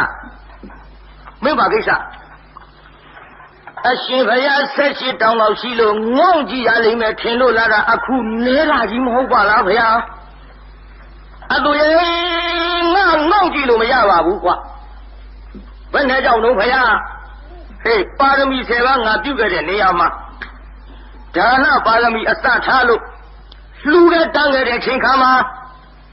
အလှူကံပုဂ္ဂိုလ်ရဲ့မျက်နှာကိုမော့ကြည့်ပြီးတော့တရားပီတိနဲ့ရဲရင်စွာလာလှူခဲ့တဲ့ငါမျက်နှာအောက်ဆိုင်ပြီးတော့ညှိုးငယ်စွာမလှူခဲ့ပါဘူးကွာဒါကြောင့်ငါမော့တာလှူခဲ့လို့ငါဖူးသူမှန်သမျှငုံကြည့်လို့မရမော့လှူခဲ့လို့နေလာကြည့်တယ်လို့မော့တာကြည့်ရလိမ့်မယ်ငုံကြည့်လို့တော့မရပါဘူးအတူရင်ဘုရားကြီးတိုင်းမိတ်ဒေသကြီးဘုရားကိုယ်တော်များငုံကြည့်လို့ရရလားမရပါဘူးဗျာမရဘူးဆိုပြီးအိမ်ကျမှ1000လောက်ကြောက်ဆင်းသူလေးချငုံကြည့်ကြလားလို့မနေနဲ့ဘူးဟုတ်တယ်ပြောရသေးတာဂတိကတ္တဝင်လာမှဆိုလို့ကျုပ်ကတက်တော်ထင်ရှားဘုရားပြောဒီကဘယ်လိုဘုရားတော့ဒီလောက်ဆိုသဘောပေါက်ပါပြီအဲ့ဒီတော့မှတရားနာပြေသာကြီးအတူရင်လည်းဘုရားလာပြီးတော့ပြိုင်တာပြိုင်နဲ့အတူရင်လည်းမနိုင်ပဲနဲ့အစင်ရှုံးပြီးတော့အတူရင်ကြီးလည်းဘယ်လိုပြေးပါလိမ့်မလို့ရှောင်းချင်းလေးချင်းလို့ထည့်ပြောနေတာတကယ်စေတနာနဲ့မှန်လားပြိတ္တကြီးမှန်ပါဗျာကြည့်ဗျာအတူရင်ကအမေငါတဲ့ကြီးတာလောကမရှိဘူးတဲ့ဂေါရမဘုရား78တောင်တော့ငါငုံဖူးရမှာခါညောင်းတဲ့ဗျာအသမီမာနာပေါ့အဲ့ဒါလာပြီးတရားနာပြိတ္တအတူရင်ကြီးအတူရင်ကြီးဆင်းလာတော့ဘုရားကိုယ်တော်မြတ်ကသူမလာခင်တည်းကလာမယ်ဆိုတာသိဟဲ့ဒီတော့အနန္တညောင်ဆောင်ထုတ်အရှိအုပ်ခေါင်းထားအနောက်ချီပြုအဲ့ဒီညောင်ဆောင်ခင်းခိုင်းပြီးတော့မွတ်တရဈဉ္ညာလျှောက်ရင်ဝလုံးများလှဲထားလို့ကြော်သွားနိုင်တော့လည်းဝလုံးများထောင်ထားရင်ခုံမှုခက်ဒါကြောင့်ဝလုံးများထောင်တယ်လို့မွတ်တရလို့မြင့်နေထင်လိမ့်မယ်ဈဉ္ညာမလျှောက်ဘူးထိုင်ရတော့လည်းသင်္ကုံများထောင်ထားတယ်လို့ထိုင်လို့မြင့်နေထင်လိမ့်မယ်မထိုင်ဘူးဘုရားအရှိအုပ်ခေါင်းထားအနောက်ချီပြုပြီးတော့ညောင်ဆောင်ပေါ်နှစ်ယောင်းတော်မူလိုက်လူလိုဆိုတုံးလုံးလဲအိတ်လိုက်တော့ပေါ့ဗျာအတူရင်ထင်ထိုင်လို့မြင့်နေရက်လို့မြင့်နေထင်မှာဆိုလို့အဲ့ဒါလို့လျောင်းလိုက်တော့ဘုရားကိုယ်တော်မြတ်ရဲ့အုတ်ခေါင်းတော်ကအရှိစက်ကြဝဠာထိခြေရားတော်ကအနောက်စက်ကြဝဠာထိအတူရင်ရောက်လာတော့ဘုရားပြောက်ငုံကြည့်ရလိမ့်မယ်ထင်တာတုံးလုံးလှဲနေတာသူဘုရားပြောက်မမြင်လို့မှတ်မနေနဲ့ဘယ်မလဲဂေါရမဆိုတော့အဲ့ဒီမှာဆိုလက်ညှိုးထိုးပြလိုက်တော့ဘုရားလည်းမြင်လိုက်ရောဟာတောင်းကြီးဟာကြည့်တော့တုံးလုံးလှဲနေတာကိုတောင်းကြီးထင်သွားတယ်တရားနာပရိသတ်ကြီးအဲ့ဒီတော့ဘုရားကိုယ်တော်များကဟဲ့ဘယ်သူလဲမှန်လားပါတပည့်တော်အသူရိမ်ပါဗျာမင်းပါကိစ္စအရှင်ဘုရား78တောင်လောက်ရှိလို့ငုံကြည့်ရလိမ့်မယ်ထင်လို့လာတာအခုနဲတာကြီးမဟုတ်ပါလားဗျာအသူရိမ်ငါငုံကြည့်လို့မရပါဘူးကွာဘယ်နဲ့ကြောင့်တော့ဘုရားဟေးပါရမီ10ပါးငါပြုခဲ့တဲ့နေရာမှာဒါနပါရမီအစထားလို့လှူတဲ့တန်းခဲ့တဲ့ချိန်ခါမှာအလှူကံပုဂ္ဂိုလ်ရဲ့မျက်နှာကိုမော့ကြည့်ပြီးတော့တရားပီတိနဲ့ရဲရင်စွာသာလှူခဲ့တဲ့ငါမျက်နှာအောက်ဆိုင်ပြီးတော့ညှိုးငယ်စွာမလှူခဲ့ပါဘူးကွာ ဒါကြောင့်ငါမော့တာလှူခဲ့လို့ငါဖူးသူမှန်သမျှငုံကြည့်လို့မရမော့လှူခဲ့လို့နေလာကြည့်တယ်လို့မော့တာကြည့်ရလိမ့်မယ်ငုံကြည့်လို့တော့မရပါဘူးအသူရင်ဘုရားကြီးတိုင်းမိတ်ဘေးသားကြီးဘုရားကိုတော်များငုံကြည့်လို့ရရဲ့လားမရပါဘူးဗျာမရဘူးဆိုပြီးအိမ်เจ้าမှာတစ်ထွာလောက်ကြောက်ဆင်းသူလေးချငုံကြည့်ရလားလို့မနေနဲ့ဘူးဟုတ်တယ်ပြောရသေးတာဂတိကတ္တဝင်လာမှာဆိုလို့ကျုပ်ကတက်တော်ထင်ရှားဘုရားပြောဒီတော့ဘယ်လိုဘုရားတို့ဒီလောက်ဆိုသဘောပေါက်ပါပြီအဲ့ဒီတော့မှတရားနာပြေးသားကြီးအသူရင်လည်းပဲဘုရားလာပြီးတော့ပြိုင်တာပြိုင်နဲ့အသူရင်လည်းပဲမနိုင်ပဲနဲ့အစင်ရှုံးပြီးတော့အသူရင်ကြီးလည်းဘယ်လိုပြေးပါလိမ့်မလို့ဟုတ်တယ်မင်းတို့ကသိသွားနော်အဲ့ဒါကြောင့်မို့လို့တရားနာပရိသတ်ကြီးခုဘုရားကိုတော်မြတ်မုံညင်းစေတဲ့ဝင်မယ်ဆိုတာဗြဟ္မာတွေကမယုံဘူးလို့ဆိုတော့ဘုရားကိုတော်မြတ်ကပရိက္ခယာ7ပါးနဲ့ရထမ်းပြီးတော့ဇင်းညာလျှောက်ပြတော်မူသည်အဲ့ဒါလို့ဇင်းညာလျှောက်ပြတော့လေတရားနာပရိသတ်ဘုရားကိုတော်မြတ်ဗြဟ္မာတွေရဲ့မျက်စိနဲ့တော့မြင်တာပေါ့ဗျာကျွတ်တို့လူတွေလို့ဆိုပဲမြင်မလို့လူတွေကြတော့မုံညင်းစိတ်ခွဲကြည့်မှအတွင်းကဝါသလားဖြူသလားသိရဗြဟ္မာတွေရဲ့မျက်စိနဲ့ကြည့်လိုက်တော့ဘုရားကိုတော်မြတ်ဟေးသိတ္တထသေးသေးကလေးဖြစ်သွားပါဘောလားလို့ဗြဟ္မာတွေလာပြိုင်တာနိုင်မလားလို့အခုတော့ဘုရားလာပြိုင်တဲ့ဗြဟ္မာတွေမနိုင်တော့မှ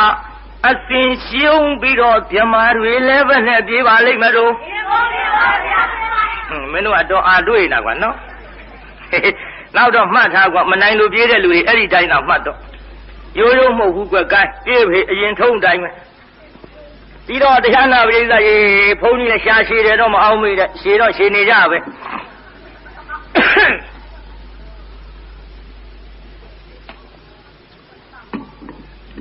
လိုရင်းကတော့ပလင်အောင်ကန်းကျုပ်လိုချင်တာပါပြိဿမာနအောင်ရင်ပြီးတာပါဒါပေမဲ့လို့ဒီအသူရင်တို့ဗြဟ္မာတွေဆိုတာကျုပ်ဘုဟုတ္တကြီးထည့်ပြောရကဲရှေ့ဆက်ကြစို့ဗျာဘုရားကိုယ်တော်များပလင်အောင်ပြီဆိုကြပါစို့ဒေတာကြီးမာနကြီးပြေးလို့ဘုရားကိုယ်တော်များပလင်အောင်မလားပလင်အောင်လို့ဘုရားဖြစ်တော်မူပြီးတဲ့နောက်တရားမဟောဘူးလို့အကြံဖြစ်ဆိုကိုပြိဿကြီးငါဘုရားကြီးလေသိချင်းတဲ့ကဘာတသိပါရမီတွေဖြည့်ပြီးတော့လာခဲ့တဲ့မုံညင်းစေမြင်းမို့တောင်အတွင်းမှာရှိတဲ့မုံညင်းစေလေးဖောက်ထွင်းပြီးတော့မရကုတ်ကယူရသခဲ့သို့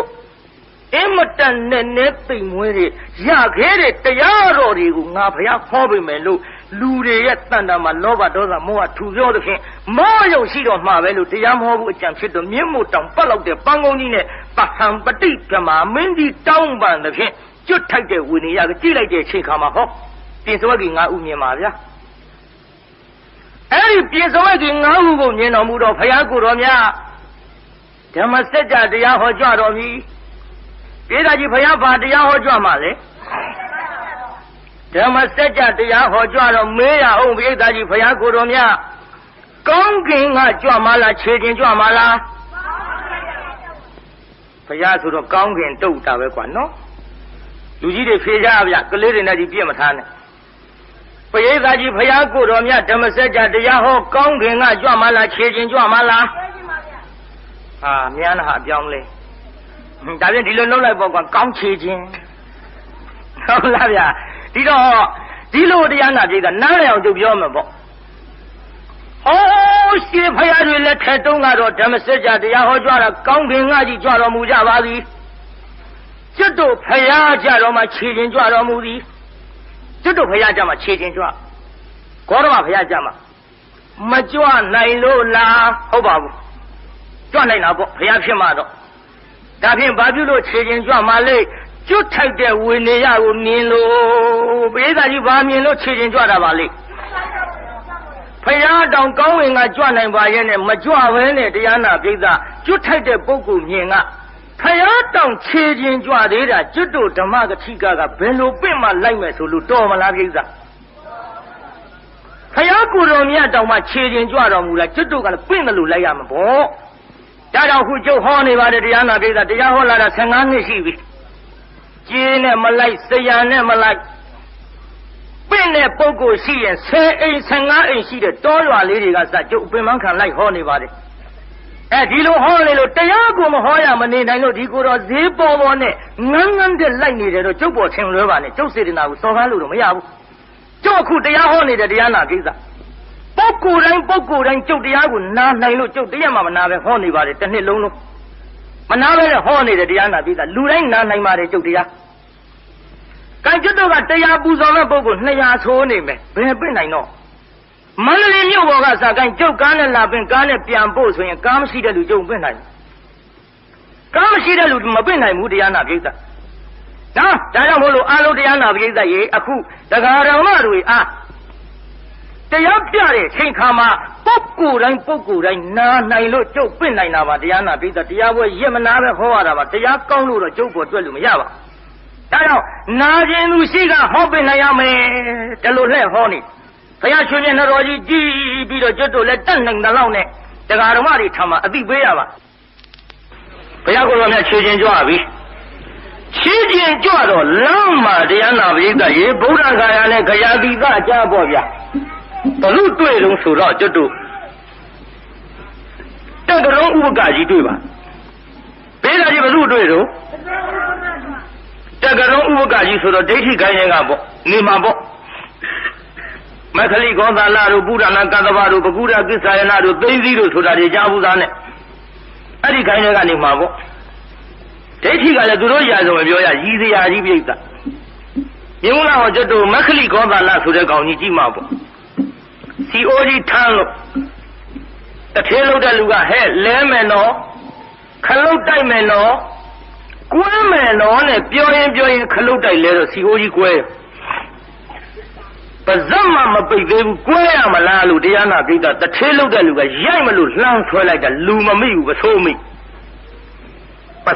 တော့ပစိုးကြီးထားပြစ်ခဲ့ပြီးကွင်းလုံးကျွတ်လူကြီးထွက်ပြေးအဲ့ဒါတောရဲရောက်တော့လှဲလန်းနဘေခြုံနဲ့ဝင်ပြီးတော့ပစိုးမပါလို့ပုံနေတာကိုဗျရှက်လို့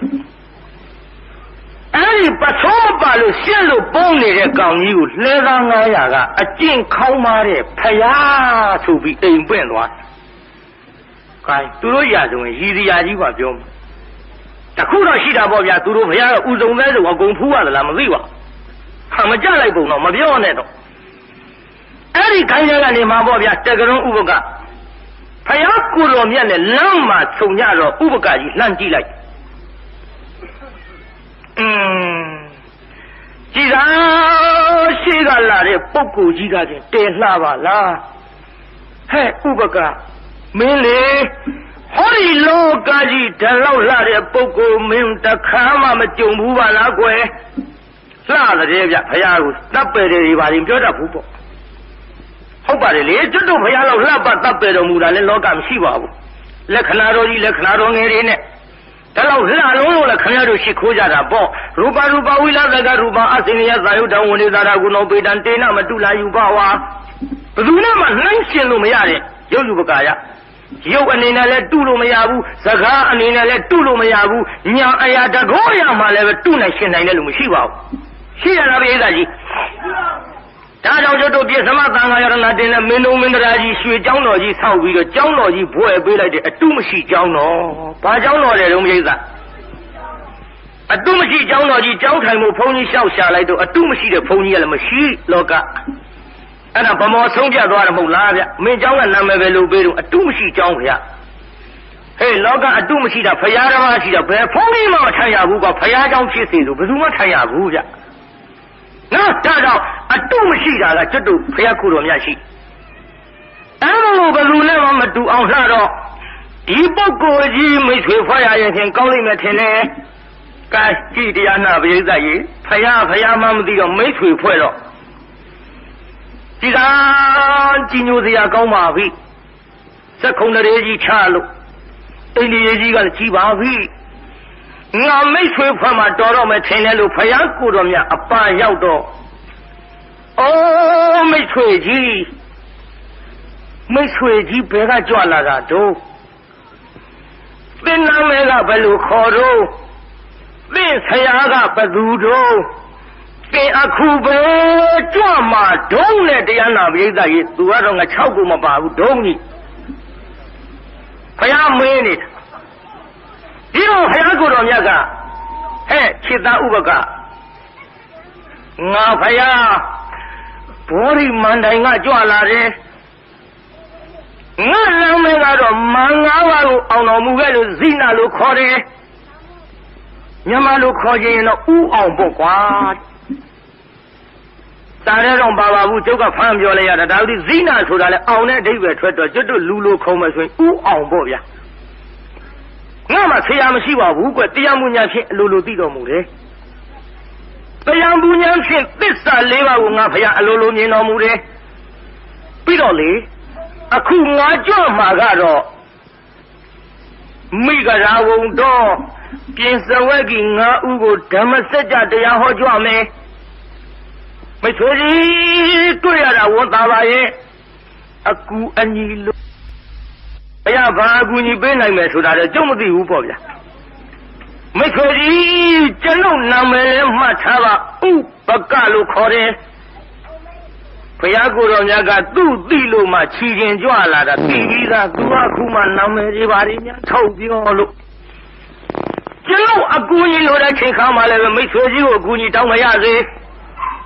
မိတ်ဆွေကြီးရဲ့ရုပ်ရည်ကဓမ္မဂတိကဆိုတာဟုတ်တန်ကောင်းရဲ့မိတ်ဆွေကြီးကြွပေတော့လို့ဖယားကိုယ်တော်မြတ်ဓမ္မရဲ့တရားမင်းသခင်တွေ့တာကိုတရားဟောပါမလျှောက်ဖဲနဲ့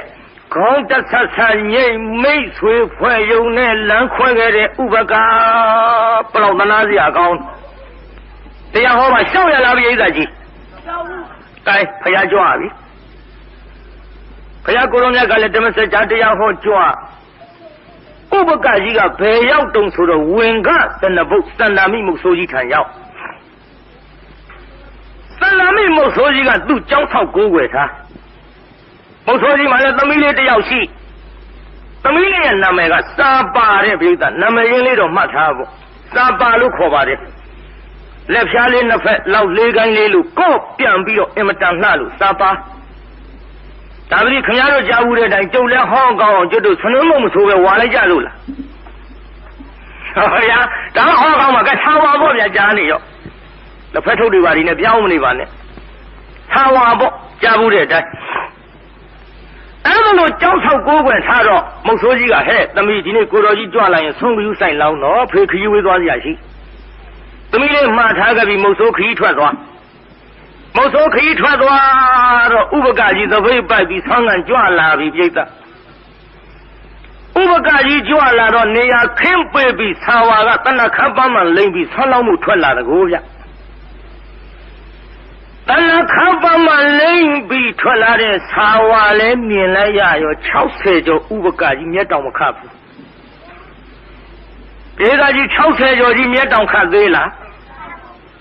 နှုတ်ခမ်းမွေးကြီးတဲ့သတိထားနော်အသက်ကြီးပဲဒီကျက်တို့ဒီအသက်ကသာကြီးတကူဗျဒါပါပဲရှင်းပြောပါဘူးကြီးကမျက်တော့မခတ်ဘူးပိဿရဲ့ဟေးသာဝါဟေးမေအစကငါတလောက်လှတယ်မထင်ဘူးအခုတဲလှပါလားဒါလို့လှရဲ့သာဝါကလေးကိုမှမရရင်ဥပကမင်းပေးရလိမ့်မထင်နဲ့ကွယ်သွင်းလန်းသွားပြီ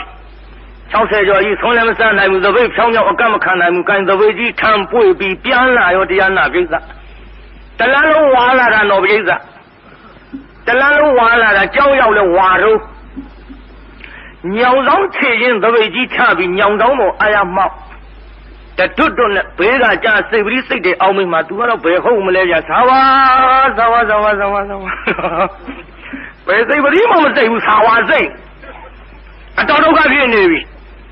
ဒီလိုသာဝါစိတ်နဲ့ဆွမ်းစိတ်မှမစားဘူးပြိဿမုတ်ဆိုးကြီးကလည်းတော်တွေကပြန်လာငါဆရာတော်ကြီးဝင်ဖူးပြီးမှအိမ်ပြန်လာကောင်းတယ်ဆိုပြီးကြောင်းအောင်ရောက်ပါရောဗျာကြောင်းအောင်ရောက်တော့ဥပကကြီးညီးနေတာကြားဥပကကြီးညီးနေတာကြားတော့ငါဆရာတော်ကြီးနေမကောင်းဘူးထင်တယ်တဲ့မေအောင်မကျောင်းပေါ်ရောက်တော့ညောင်ဆောင်ခြေရင်းကသပိတ်ဖွင့်ကြည့်လိုက်ဟာ ဆုံးနေလေတစိမှမစားပါလားတော်နေမကောင်းတာနဲ့တူရဲ့အတော်နေမကောင်းတာနဲ့တူရဲ့လို့ခြေရင်ကြကြနာနာဒူးတုတ်ထိုင်းလို့ခြေတော်ကလေးကိုင်းပြီးတော့ကမှအရှင်ဘုရားဟေးမင်းမသူလဲကွာပြီးတော့မဟုတ်ဆိုးဘုရားဘာကိစ္စအိုးကိုယ်ဆရာရှင်မျက်နှာတော့ဖူးပြီးမှအိမ်ကိုပြန်မယ်ဆိုပြီးအရှင်ဘုရားကြော်ရင်ဝင်လာတာရှင်ဘုရားနေမကောင်းဘူးထင်တယ်ဗျာအေးငါနေမကောင်းဘူးကွာရှင်ဘုရားနေမကောင်းရင်ရှင်ဘုရားယောဂတပည့်တော်ပြောပြရှင်ဘုရားတပည့်တော်ကုမယ်ဗျာမဟုတ်ဆိုးပြန်တော့ငါယောဂမင်းကုလို့မရဘူးအေးသာပြန်တော့ကွယ်မဟုတ်တာဗျာအနာတိဆေးရှိရမှာပေါ့ဗျာတပည့်တော်ကုမယ်ဗျာမကုနဲ့မင်းကုလို့မရဘူးငါယောဂကသေမဲ့ယောဂလူငယ်တွေမှကြဟိဒီယောဂမျိုးကသေမဲ့ယောဂဆိုပါလားကွမဟုတ်တာဗျာအရှင်မယားတပည့်တော်ကတော့ဆုံးဖုံပေးပြီးမှကျင်းနေတဲ့မတ်တာခုဆုံးနေလေတစိမှမစားအချင်းလုံးလို့သိုးကုန်ပြီဗျာကွယ်ငါဖိုက်ကြီးကဆုံးမစားပဲနဲ့အလိုလိုပြေးနေလို့မကြတော့လူငယ်တွေဒီယောဂမျိုးကမစားပဲဗိုက်ပြေးတဲ့ယောဂကိုကွတခုတော့ရှိတာပေါ့ကွာဆံ9ချက်10ချက်တုံးကမြန်ဒီယောဂမျိုးဖြစ်အကုန်တော့သက်သာလားဟဲ့တို့ကတစ်ဖက်တစ်ဆန်းကသက်သာတဲ့နည်းတော့တွေ့ရတာပေါ့ကွာကြည့်ငါယောဂကသေမဲ့ယောဂမစားပဲနဲ့ဗိုက်ပြေးနေတာကွအရှင်မယားကျင်းနေတာမှတ်လို့ကွာမျက်လုံးမိတ်ပြီးအိတ်တော့အိတ်တာပဲကွာဒါကြီးကမျက်စိတွေကမထွက်လို့ဘာကြီးတော့မရအဲ့ဒါကြီးပဲကွာသမီးဆိုတော့လေအဲ့ဒါကြီးနဲ့အဆုံးသတ်ရရှင်ဗျာတပည့်တော်ကပြောပါဗျာအရှင်မယားနေကောင်းမယ်ဆိုရင်တပည့်တော်ကုကျင်တယ်ဗျာမင်းကုလို့မရဘူးထင်တယ်ကွယ်မုတ်ဆိုပြန်တော့မဟုတ်ဘူးတပည့်တော်ဆရာတပည့်မို့လို့တနာလဲတနာပါရဲ့အရှင်မယားယောဂပြောင်းမယ်ဆိုရင်တပည့်တော်အသက်ကလွှဲရင်အကုန်လှူပါမယ်ဗျာပြောလိုက်ရောဗျာမစင်မစားနဲ့ဒီကမုတ်ဆိုးစဉ်းစားရဲ့လားမသိလို့ပေါ့သိစဉ်းစားမှာပေါ့အခုမသိတော့အသက်ကလွှဲအကုန်လှူပါမယ်ဗျာလို့လဲပြောလိုက်ရောလူမမာကြီးငုတ်တုတ်ဖြစ်လက်ချိုးအတွက်သာဝါကသူ့အသက်လားမဟုတ်သူ့တက်ကသာဝါလားမဟုတ်ရေးချမဟုတ်ပေါ်လာပြီ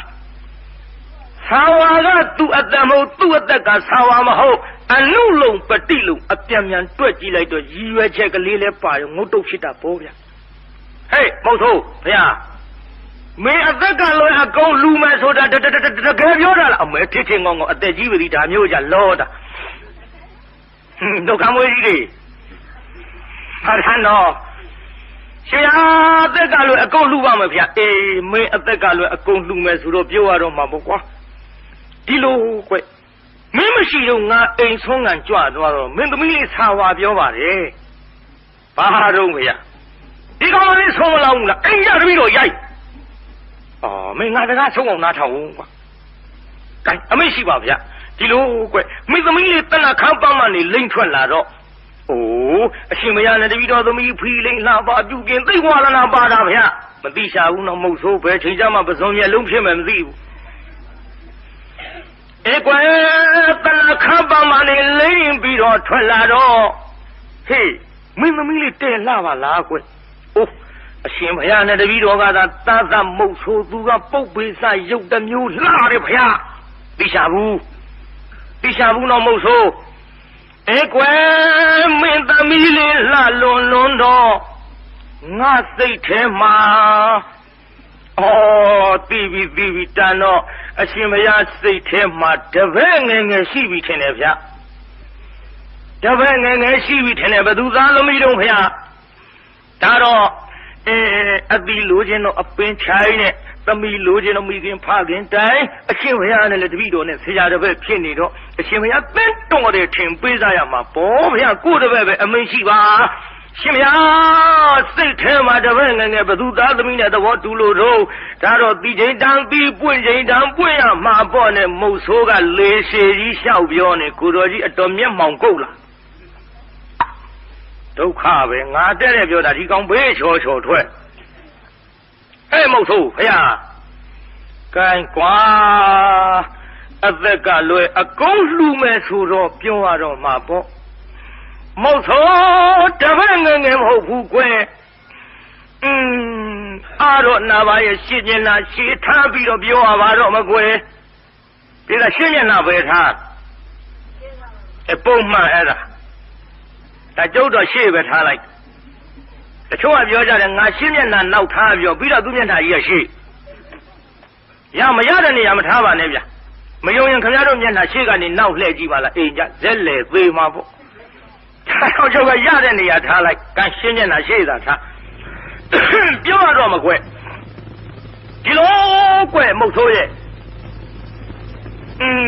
chỉ riêng à tao bị thế là không được gì mà sao là mới bị thế nó mà là bao nhiêu cái quê cái biểu hòa đó mà bộ tất cả luôn ở công ty số đó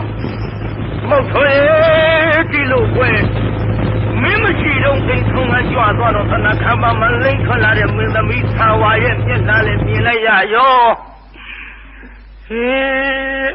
đó là vậy mình làm ít sao vậy mà ngã mà ya yên tiền là mình đập lên mà hậu phụ ngã cú ra quê cha đó mình tất cả luôn ở công ty mình số lô là thâu biểu à để một số嘢lô cái lô lẽ biểu lại yo một số嘢lô biểu đập lên nghe mà ta aku lết ra ta đồ ở xin bây giờ hà lết ra cú ta cùng hà cú phải mà là bảo phải xin ra bảo phải xin bây giờ ở đây vừa cái là chi bảo bị phải xin bây giờ đi rồi đi cho mà xin chúng bộ xem xin cho mà nè xin bây giờ ở đây cái sát chau xe cho phải đặc biệt là tụi mình lấy cái sát chau này nghe vào đi đó phải bây giờ gì chau xe cho này sát chau này số đó cho tụi mà tính mấy anh nào này mà bỏ mà chỉ cả thằng cô vậy xin ra bà phá lui sau lại đó một số mấy ở xa cái đó ở tất cả lui ở công lu mê lấy bà lấy này mấy ở khu cái gì bị bỏ qua mấy khu cái gì bị ở đây chỉ là giống mấy cha ở xa cái đó ở tất cả lui ở công lu mê lấy bà lấy này cha dòng ngay yoga mà biểu bây giờ gì này về mà yoga mấy cụ lu mà ya bà bu số bà lấy cái này ở khu đó mấy cái gì bị một số piano ngã về mà quay luôn âm mình nhau giống một biển lệ đã ở đây chỉ về đi đám yêu cha mù ra về nha phố chỉ để ngày trước ngày nào bỏ cùng là ngày trước ngày nào bỏ vào chỉ mà mù ra rồi chỉ cho chỉ nào bỏ nha xin ra là thà ra ở đây luôn nhau giống một biển lệ lại rồi canh phải xin mà ra lên mà về ra bảo cái đi lên mà phải bảo vũ phải ở đây chỉ mà tân lên tân vào cái thoát bảo rồi phải thì đó bây giờ vào mà rồi lấy về xin mà ta chưa mua tiền nhà chỉ là phải mình không nói thế rồi ra đấy đang ở đây cũng nó cả thằng bây giờ giàu mà quá cái này là tiền nhà là vậy sau xe cho thì siêu cái ra được tiền nhà rồi cho tôi bị ní lâu này mà bao vậy nó cả thằng giàu mà đấy bây giờ vậy cái phải tụi nhà ở trong ở cao như bộ, tại vì đó là cái gì mà phải đó bao nhiêu mà lũ thoát đó mua bao phải, lũ thoát vì tụi mình lên là bây giờ lại, sau xe cho nên sẽ sau này số đó mình là trong tiêu anh đi vào thì lúc mình đi vào nên là khăn tụt bộ cái giá đó đó mấy bà bây giờ lúc đó dù là sau xe cho gì mi phô về số đó bao nhiêu chi dù này mà không biết gì mà chỉ dù về mà lo ở tu ru này bị rồi là cái gì tiền nào biết gì yêu chaဖြစ်တဲ့ဥပကဘယ်လိုဝင်သေခါလိအသက်ကြီးပေမဲ့လို့သာဝဖြစ်တဲ့မိန်းကလေးကငဲနေတော့ဓမ္မရာသဘာဝအတိုင်းသားယောက်ျားကလေးတစ်ယောက်သူ့ဘာသာလို့ရွှေဆင်းကလေးဝင်းနေတဲ့ကလေးတစ်ယောက်ဖွားမြောက်ပါပြီသားလေးတစ်ယောက်ဖွားမြောက်ကလေးကလည်းဥမမဲဇာမမြောက်နည်းနည်းတော့စိတ်ပြက်လာပြီပေါ့ဗျာစိတ်ပြက်လာပြီပေါ့ဒုက္ခပဲအဖေပေးစားလို့သာယူရဘာပညာမှလည်းမရှိဘူးအသက်ကလည်းသွေးကနေပြီမကြခင်သေးတော့မှာ ငါအလောင်းကြီးအိမ်မော်ဝဲတင်ရတာနဲ့အတူတူပဲသူသင်လို့ရှိရင်လည်းမကြခင်မဟုတ်ဆိုးမှဖြစ်တော့မယ်မထူးပါဘူးတကြိုစရိတ်မှသက်တာဆိုပြီးတော့ဆာဝါကကလေးဆောင်ချောက်တယ်ပြိဿရဲ့ခင်ဗျားတို့လို့ဆိုရိုးရိုးချောက်မှာပေါ့ဗျာမိထီလာကန်းတော်အောက်ကဖားကောက်ခဲပါဖားပါလေရင်တကောင်ပေးဟေပါမျက်လုံးရဲ့ကြောင်းတောင်းနဲ့ဖားကောင်ကတေးအိုးဘာညာပေါ့ဗျာခင်ဗျားတို့လို့ဆိုရင်ပေါ့ဟောမဟုတ်ဘူးဗျကလေးဆောင်ချောက်နင့်ဘာယူနံရဟန်းပေါ်ပြေငါကိုမဲ့၍လူထွက်လာဒီချော့လာကြည့်သားမနင့်ဘာကယူပေါ်ကြီးတဲ့ငါမဲ့ပြီးလူထွက်လာတာတဲ့နင့်ဘာယူနံရဟန်းပေါ်ပြေငါကိုမဲ့၍လူထွက်လာသည်ပညာပေတုံးထမင်းဖြုံးနဲ့ဟဲ့ကတုံးဝဲရဲ့ပါအိပ်ပါတော့လားမကြတာဗျာကတုံးမှဆိုမွဲရသေးနာရယာကြီးပေါ့ဗျာနာရယာကြီးချော့လိုက်တော့ဥပကကဘာပြောတော့သာဝါမင်းတို့တော့မဆောင်နဲ့ဗျာကိုင်တဲ့ချော့တာ तू ကမဆောင်နဲ့လို့မှတ်ထားနော်အဲ့ဒါဥပကကြီးဘေးကထိုင်းနေပုံနဲ့မြင်အောင်ကြည့်မျက်စိနဲ့မြင်အောင်တော့ကြုတ်ပြောပြမယ်မြင်အောင်ဖမ်းကြည့်စမ်းမဒူးတစ်ဖက်လှဲလို့မြေကြီးပေါ်ချလို့ဒူးတစ်ဖက်ထောင်းလှဲတဲ့ဒူးပေါ်လက်ဖက်နောက်ကြီးဆန်းထောက်လို့ထောင်ထားတဲ့ဒူးပေါ်တထောင်စီကြီးဆန်းတင်းလို့မြင်အောင်သာကြည့်မကြည့်တတ်ရင်သာဝါတို့တက်တိုက်ဖရာကြီးရောက်တဲ့အခါကုသိမ့်နာယုံနဲ့ဝင်ကြည့်ကတွေ့လိမ့်မယ်ထိုင်းနေပုံလေးအဲ့ဒါမှမမြင်တတ်သေးဘူးဆိုရင်မယုံရင်တခါကြီးတို့အိမ်ကြတော့ထိုင်ကြည့်ဒီပုံစံကြီးပဲဟာလို့ဟုတ်တယ်လေကိုယ်တိုင်ထိုင်ကြည့်တော့သိရောပေါ့ဘုန်းကြီးပြောတဲ့အတိုင်းတော့ထိုင်ကြည့်ဒီတိုင်းကြီးဟာလို့ကဲတရားနာပရိသတ်ရေခုကြည့်ဥပကအဲ့ဒီတိုင်းကြီးထိုင်ပြီးတော့တို့တော့မဆောင်နဲ့ဗျာမရပါဘူးဟိုကဆက်ချော့ကြောင်းရှင်မြန်ပေမျိုးမို့တေဆိုးလာမောင်းငယ်ကြည့်တရားနာပရိသတ်ရေမင်းဖေကအသက်ကြီးမှရှင်လိန်ပြန်လာတဲ့ရှင်လူတွေကြီးတဲ့ကြောင်းရှင်မြန်ပေမျိုးဟိုမို့တေဆိုးလာမောင်းငယ်ခွေညိုးလည်းရနောက်မဖွဲအောင်ခွေညိုးလည်းရနောက်မဖွဲအောင်သာဝါတော့ဘုန်းကြီးမှနေအောင်မယ်ကျုပ်ကကိုယ်စလဲပြောပြနေတာရောင်းလေငိုအောင်ဟာ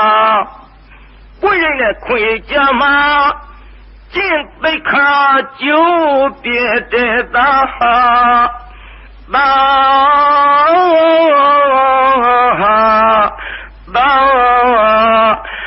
အဲ့ဒီတိုင်းပေါ့ဗျာကဲအဲ့ဒီတိုင်းပေါ့မင်းဖေကအသက်ကြီးမှအကျင့်ပြက်လာတဲ့လူကြီးတဲ့လူရဲ့မှုနာမလီတဲ့ဘုန်းကြီးလူတွေဆိုတော့လေလူမှုကိစ္စဘာမှနားမလဲဘူးတဲ့ပြိဿရဲ့နာစရာကြီးစောင်းချော့နေတာဘုန်းကြီးလူတွေများပြောလဲပြောစရာပါပဲအားတော့နာပါရဲ့ဟုတ်တယ်လေကိုယ်တကာတွေလည်းဘုန်းကြီးလူတွေတည်းအများကြီးရှိနေတော့အားတော့နာပါရဲ့ပြောမယ်ဆိုလည်းပြောစရာဗျဘုန်းကြီးလူတွေကကျော်ဦးလာသိန်းကြီးကပြောဘူးပါလေလူမထွက်ကြနဲ့ဖျားတဲ့ဒီတော့လူထွက်ခါစားကဘုန်းကြီးလူတွေဇာတိမဖြောက်ပုံသူကပြောပြသင်္ဘောပေါ်မှာရှိုးကောင်းကောင်းနဲ့ဝတ်ထားအပြိုကြီးလေး6ယောက်ကသူ့ဝိုင်းကြည့်တဲ့အော်ဘုန်းကြီးလူတွေနဲ့တူလို့မဟုတ်ဘူးဖျားတဲ့ရှိုးကောင်းလို့အပြိုလေးအပြိုကြီးပါလေလွယ်ကုန်ပါဟုတ်တယ်တရားကတင်ညာတဲ့နဲ့ဆိုတော့အပြေးလွှားဟောဂုံမှားကုန်တော့မှလည်းတူပါရဲ့အပြိုကြီးလေး6ယောက်ကဝိုင်းကြည့်တော့တရားနာပြီးတဲ့သင်္ဘောကြီးစိတ်ကန်းကတ်စိတ်ခံတမန်နဲ့သင်္ဘောနဲ့ကုန်းပေါင်ပေါ်အလဲကောင်ကြားတဲ့အကျော်တဲ့အဖွားကြီးညမှဆိုရင်လူအပေါ်ကသူကရှိုးနဲ့လှမ်းអော်လိုက်တက္ကမကြီးနောက်ဆုံးညမယ်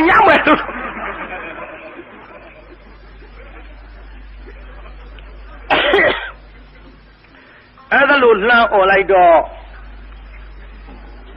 သူ့ဝိုင်းကြည့်နေတဲ့အပြိုကြီး6ယောက်ကတို့ရှိုးကောင်းလို့ကြည့်တယ်လက်ဆက်တတ်တော့ဘုန်းကြီးလူတွေ့ကြီးကိုတော့လို့အဲ့ဒါတပည့်တော်ကိုနောက်မကြည့်တော့ဘူးဖရားတဲ့လက်ကိုတိတ်ရောတဲ့ ပြောဦးပါတယ်ဦးလှသိန်းကြီးကဟုတ်တယ်ဘုန်းကြီးလူတွေကဇာတိမဖြောက်ဘူးလမ်းသွားအောင်တော့လက်တစ်ဖက်ထဲရမ်းသွားရမှာပေါ့ဗျဘုန်းကြီးဘွားတော်ကဒီဘက်တစ်ဖက်ကမလွတ်လပ်ဘူးမြုံလာတယ်လွတ်လပ်တဲ့ဘက်ကြီးတအားရမ်းဟုတ်တယ်မရိတ်သားရဲ့ပြီးတော့ပခုံးတစ်ဖက်နေဘုန်းကြီးလူတွေသေချာကြည့်နေရောပေါ့ဗျဘုန်းကြီးဘွားတော်ကတစ်ဖက်ကဝန်ထမ်းထားရခင်ဗျားတို့အင်ကြီးလူအပြည့်စုံမဟုတ်ဘူးတစ်ဖက်ကဘာမှမပေါ့တစ်ဖက်ကအပြည့်ထမ်းရဒါကြောင့်မို့လို့တရားနာပြည်ကလက်တစ်ဖက်ရံပခုံးတစ်ဖက်နေသမင်းစားပြန်တော့လူဘွားရောက်လဲတင်မလင်ငွေရသိပ်ဖြစ်တာမဟုတ်ဇာတိကဒီထဲတရားနာပြည်ကဟင်းလာလိုက်လို့ရှိရင်ဘုန်းကြီးလူတွေကအကတ်ပြတ်မှကြောက်လို့သပွဲကိုင်းထားသည်တော့နာပါရဲ့မဟုတ်ဇာတိမဖြောက်တာပြောတာဒီထဲမြုံလာတရားနာပြည်ကမုတ်ဆိုးမှလည်းဘုန်းကြီးလူတွေနဲ့ရတကယ်ဆိုအသားထိုင်မစားဘူးမုတ်ဆိုးမှလည်းယူထားသေးအနန္တဟိုကဟင်းလာပြီးတော့ပကံလားတင်တော့ဘာပြောတော့ဟာဓကမကတ်ဒီတော့ဟိုကလည်းမုတ်ဆိုးမှဆိုတော့ပေချင်းစိုးအရင်လင်မကတ်ပဲနင်းငါဘာဖြစ်လို့ကတ်ရကုန်ကုန်ကားရဖြစ်ကုန်ဇာတိမဖြောက်တာပြောပါစေဘုန်းကြီးလူတွေကြောင့်ပြောကုန်မှမဟုတ်ဘူးမကုန်မေးပြောအောင်မယ်နောက်ဆုံးရပဲဗျာစက်မိလို့ပြောတာကျုပ်ကလည်းစက်မိတာတော့ပြောမှာငွေလူမဲ့လူတွေလည်းအိမ်မနေကြနဲ့လှူလိုက်ကြအောင်တပွဲပွဲဟုတ်တယ်ကျုပ်ဒီတိုင်းကြီးလည်းပြစ်မထားကြနဲ့ပြောရအောင်မြင်းမဘုန်းကြီးလူတွေဟိုမိမရတော့မိမရွာသူကလိုက်သွားရမိမရွာလိုက်သွားတော့တကယ်ဆိုရင်ပြာသူတဘူတွေဆောင်းသွင်းကြီးချမ်းလို့ဗျပြာသူတဘူတွေဆောင်းသွင်းကြီးချမ်းတော့တရားနာပရိသတ်တကယ်ဆိုရင်ငါချမ်းနဲ့စောင်းပေးဟေ့ဆိုအကောင်းလားဟုတ်ဘူးဗျစောင်းတောင်းတာကမဝါသာနဲ့တောင်းကမဝါတော့ခင်ဗျားတို့ကြားဘူးပါလေသူနာတူမေဘွမ်ဒေသံကောဆိုတာလေကြားဘူးပါလေအဲ့ဒီကမဝါသာနဲ့စောင်းတောင်းသူ့ရွာသူ့ပြေချမ်းမလီစောင်းဟာလို့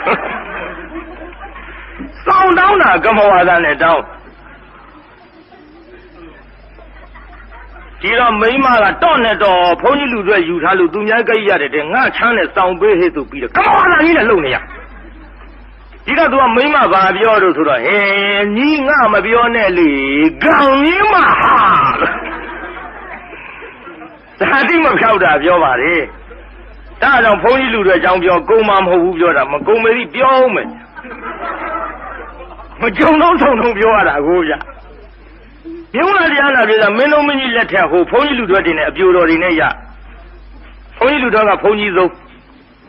အပြိုတော်ကထီသုံးနန်းသုံးခင်ဗျားတို့လို့ဆိုထမင်းစားကြစို့ပေါ်ဗျဟုတ်ဘူးဗျဟိုကအပြိုတော်ထီသုံးနန်းသုံးနဲ့မောင်တော်ဗျာပွဲတော်တဲကြစို့ဘုန်းကြီးလူတော်ကဖုံးပေးနှင်းလည်းဗျာ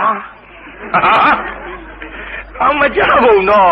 ဒါလူသူကလည်းသူတော့တဲ့လာပေါ့ဗျခင်ဗျားတို့လို့ဆိုအိတ်ကြစို့ပေါ်ဗျဟောမဟုတ်ဘူးဗျမောင်တော်ဗျာစက်တော့ခေါ်ကြစို့ဘုန်းကြီးလူတော်ကကြိမ်နှင်းလည်းဗျာသူဟာနဲ့သူကြတော့တဲ့လို့ဒါကြောင့်ကျုပ်ကမကုန်ဘူးပြောတာအဲ့ဒါကြောင့်မလို့ဘုန်းကြီးလူတွေဆိုတာလူမှုပါမှနားမလဲဘူးတဲ့ဗျ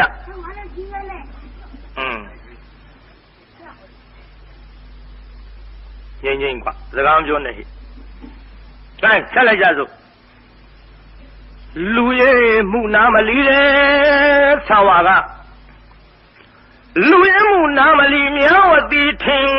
ရှားဟာသက်60ဘာသာကမထခုပူအောင်တိတ်ပါဆိုမတိတ်ဖဲရဲ့နဲ့ကြိတ်အခမ်းမင်းကိုကျဲပြောင်းသွားပေါ့ဗျာကိုမကိုဆွဲကြအရှိကြီးပေါ့ဗျာနော်ဘုန်းကြီးဆိုတော့ဒီလောက်ကောင်းတယ်ကြည်ရခဲမင်းကိုချက်ပြောင်းပခက်တလုံးနဲ့စက်အောင်ညောင်းမှာပခက်နဲ့ချော့လို့လည်းမပြော့နှုတ်ချူတိုက်ကျွေးလို့လည်းမအေးမင်းဆွေးလှပူလှကြည်လာရဲ့လို့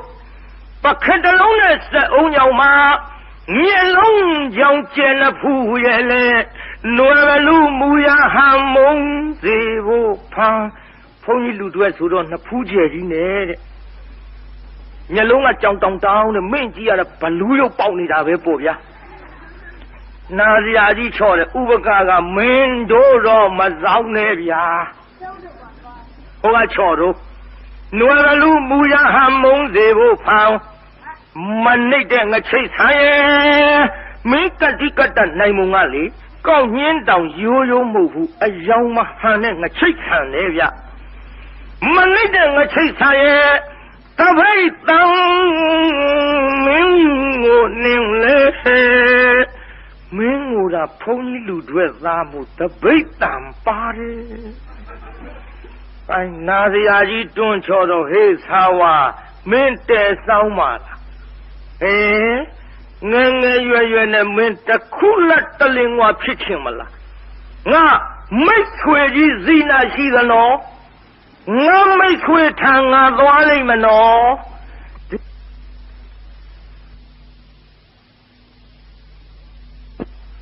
ငါမိတ်ဆွေထံငါသွားလိမ့်မနော်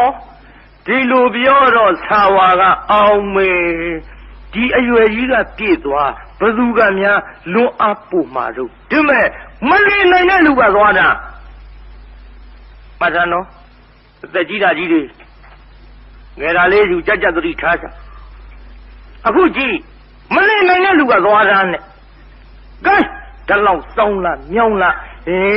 ဆူလှပူလှတဲ့သာဝါ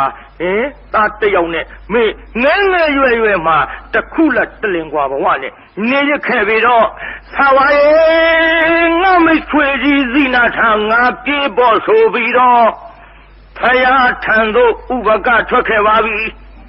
ဖယားကိုယ်တော်မြတ်ဒါကြောင့်ချီရင်ကြွတာနော်ဖယားကိုယ်တော်မြတ်ကလည်းခြေသားတို့60ကျော်60ကျော်လူအိုကြီးများလာရင်ဇိနာလို့မေးလာရင်ငါဖယားထံအရောက်ပို့လိုက်ကြကိုဗျအဲ့လိုအရောက်ပို့လိုက်ကြဆိုတော့ဇိနာရောဖယားဇိနာပြတော်မူကြပါဖယားဇိနာထံရောက်ပို့တော်မူကြပါဖယားလို့ဆိုတော့တတိသားယဟန်တော်များကဖယားထံပို့ဖယားထံရောက်တော့ဖယားကိုယ်တော်မြတ်ကပင့်လျောလျောက်ပတ်တဲ့ဒေသနာဓမ္မပြဥပကကြီးလေဒီမဲ့တရားနာပိဋကပဋိကတန်ရောစဉ်ခွာတဲ့အနာဂတ်ကြီးတည်ပါပြီ။ဟောပိဋကကြီးဥပကကြီးဘာတည်သွားလို့အနာဂတ်မြတ်သုံးမဲ့သုံးဖို့ဗျဘာမှလို့အနာဂတ်တည်ပြီးတော့ဒီဘဝကသုတေသောခဗြဟ္မပြေတို့ရောက်ပါပြီ။အခုဥပကကြီးဗြဟ္မပြေရှိလေရဲ့။ပိဋကကြီးအခုဥပကကြီးဘယ်မှာတော့ဗြဟ္မပြေကနေပြီးတော့အောက်ပြန်မဆင်းဘုံစဉ်စမ်းပြီးတော့နောက်ပိုင်းနိဗ္ဗာန်ဝင်လိမ့်မယ်တဲ့ပိဋကဒီတရားဟောရတာနှုတ်ခမ်းမွေးကြီးတွေအားကြမှလည်းကြောက်ရသေးမလေး60လဲကြော်သေးရဲ့16နှစ်လေးလျာသေးရဲ့အနာဂံလဲတည်သေးရဲ့ဗြဟ္မပြေကြောင့်ဘုံစဉ်စမ်းနိဗ္ဗာန်ဝင်ဒီလိုများဆိုနိခဆိုရင်သွားပြီဗျဟုတ်တယ်သွားပြီဟိုကဖယားနဲ့တွေ့တာခင်ဗျားတို့ကကျွတ်တို့နဲ့တွေ့တာကျွတ်တို့ဟောလို့ကတော့ခင်ဗျားတို့ထားခုံလို့9000ရောက်ဖို့ခဲရင်းနေတော့ဒါတော့အတွေ့ချင်းမတူတော့လည်းပဲတရားနာပိဋကအာမကြတော့မူကြပါနဲ့ဗျာကဲအခုကြည့်ဥပကကြီးအနာဂံတိဗြဟ္မပြေရောက်ဘုံစဉ်စံနိဗ္ဗာန်ဝင်သူဇလံဒီနေရာဖြတ်ကြစို့ကဲ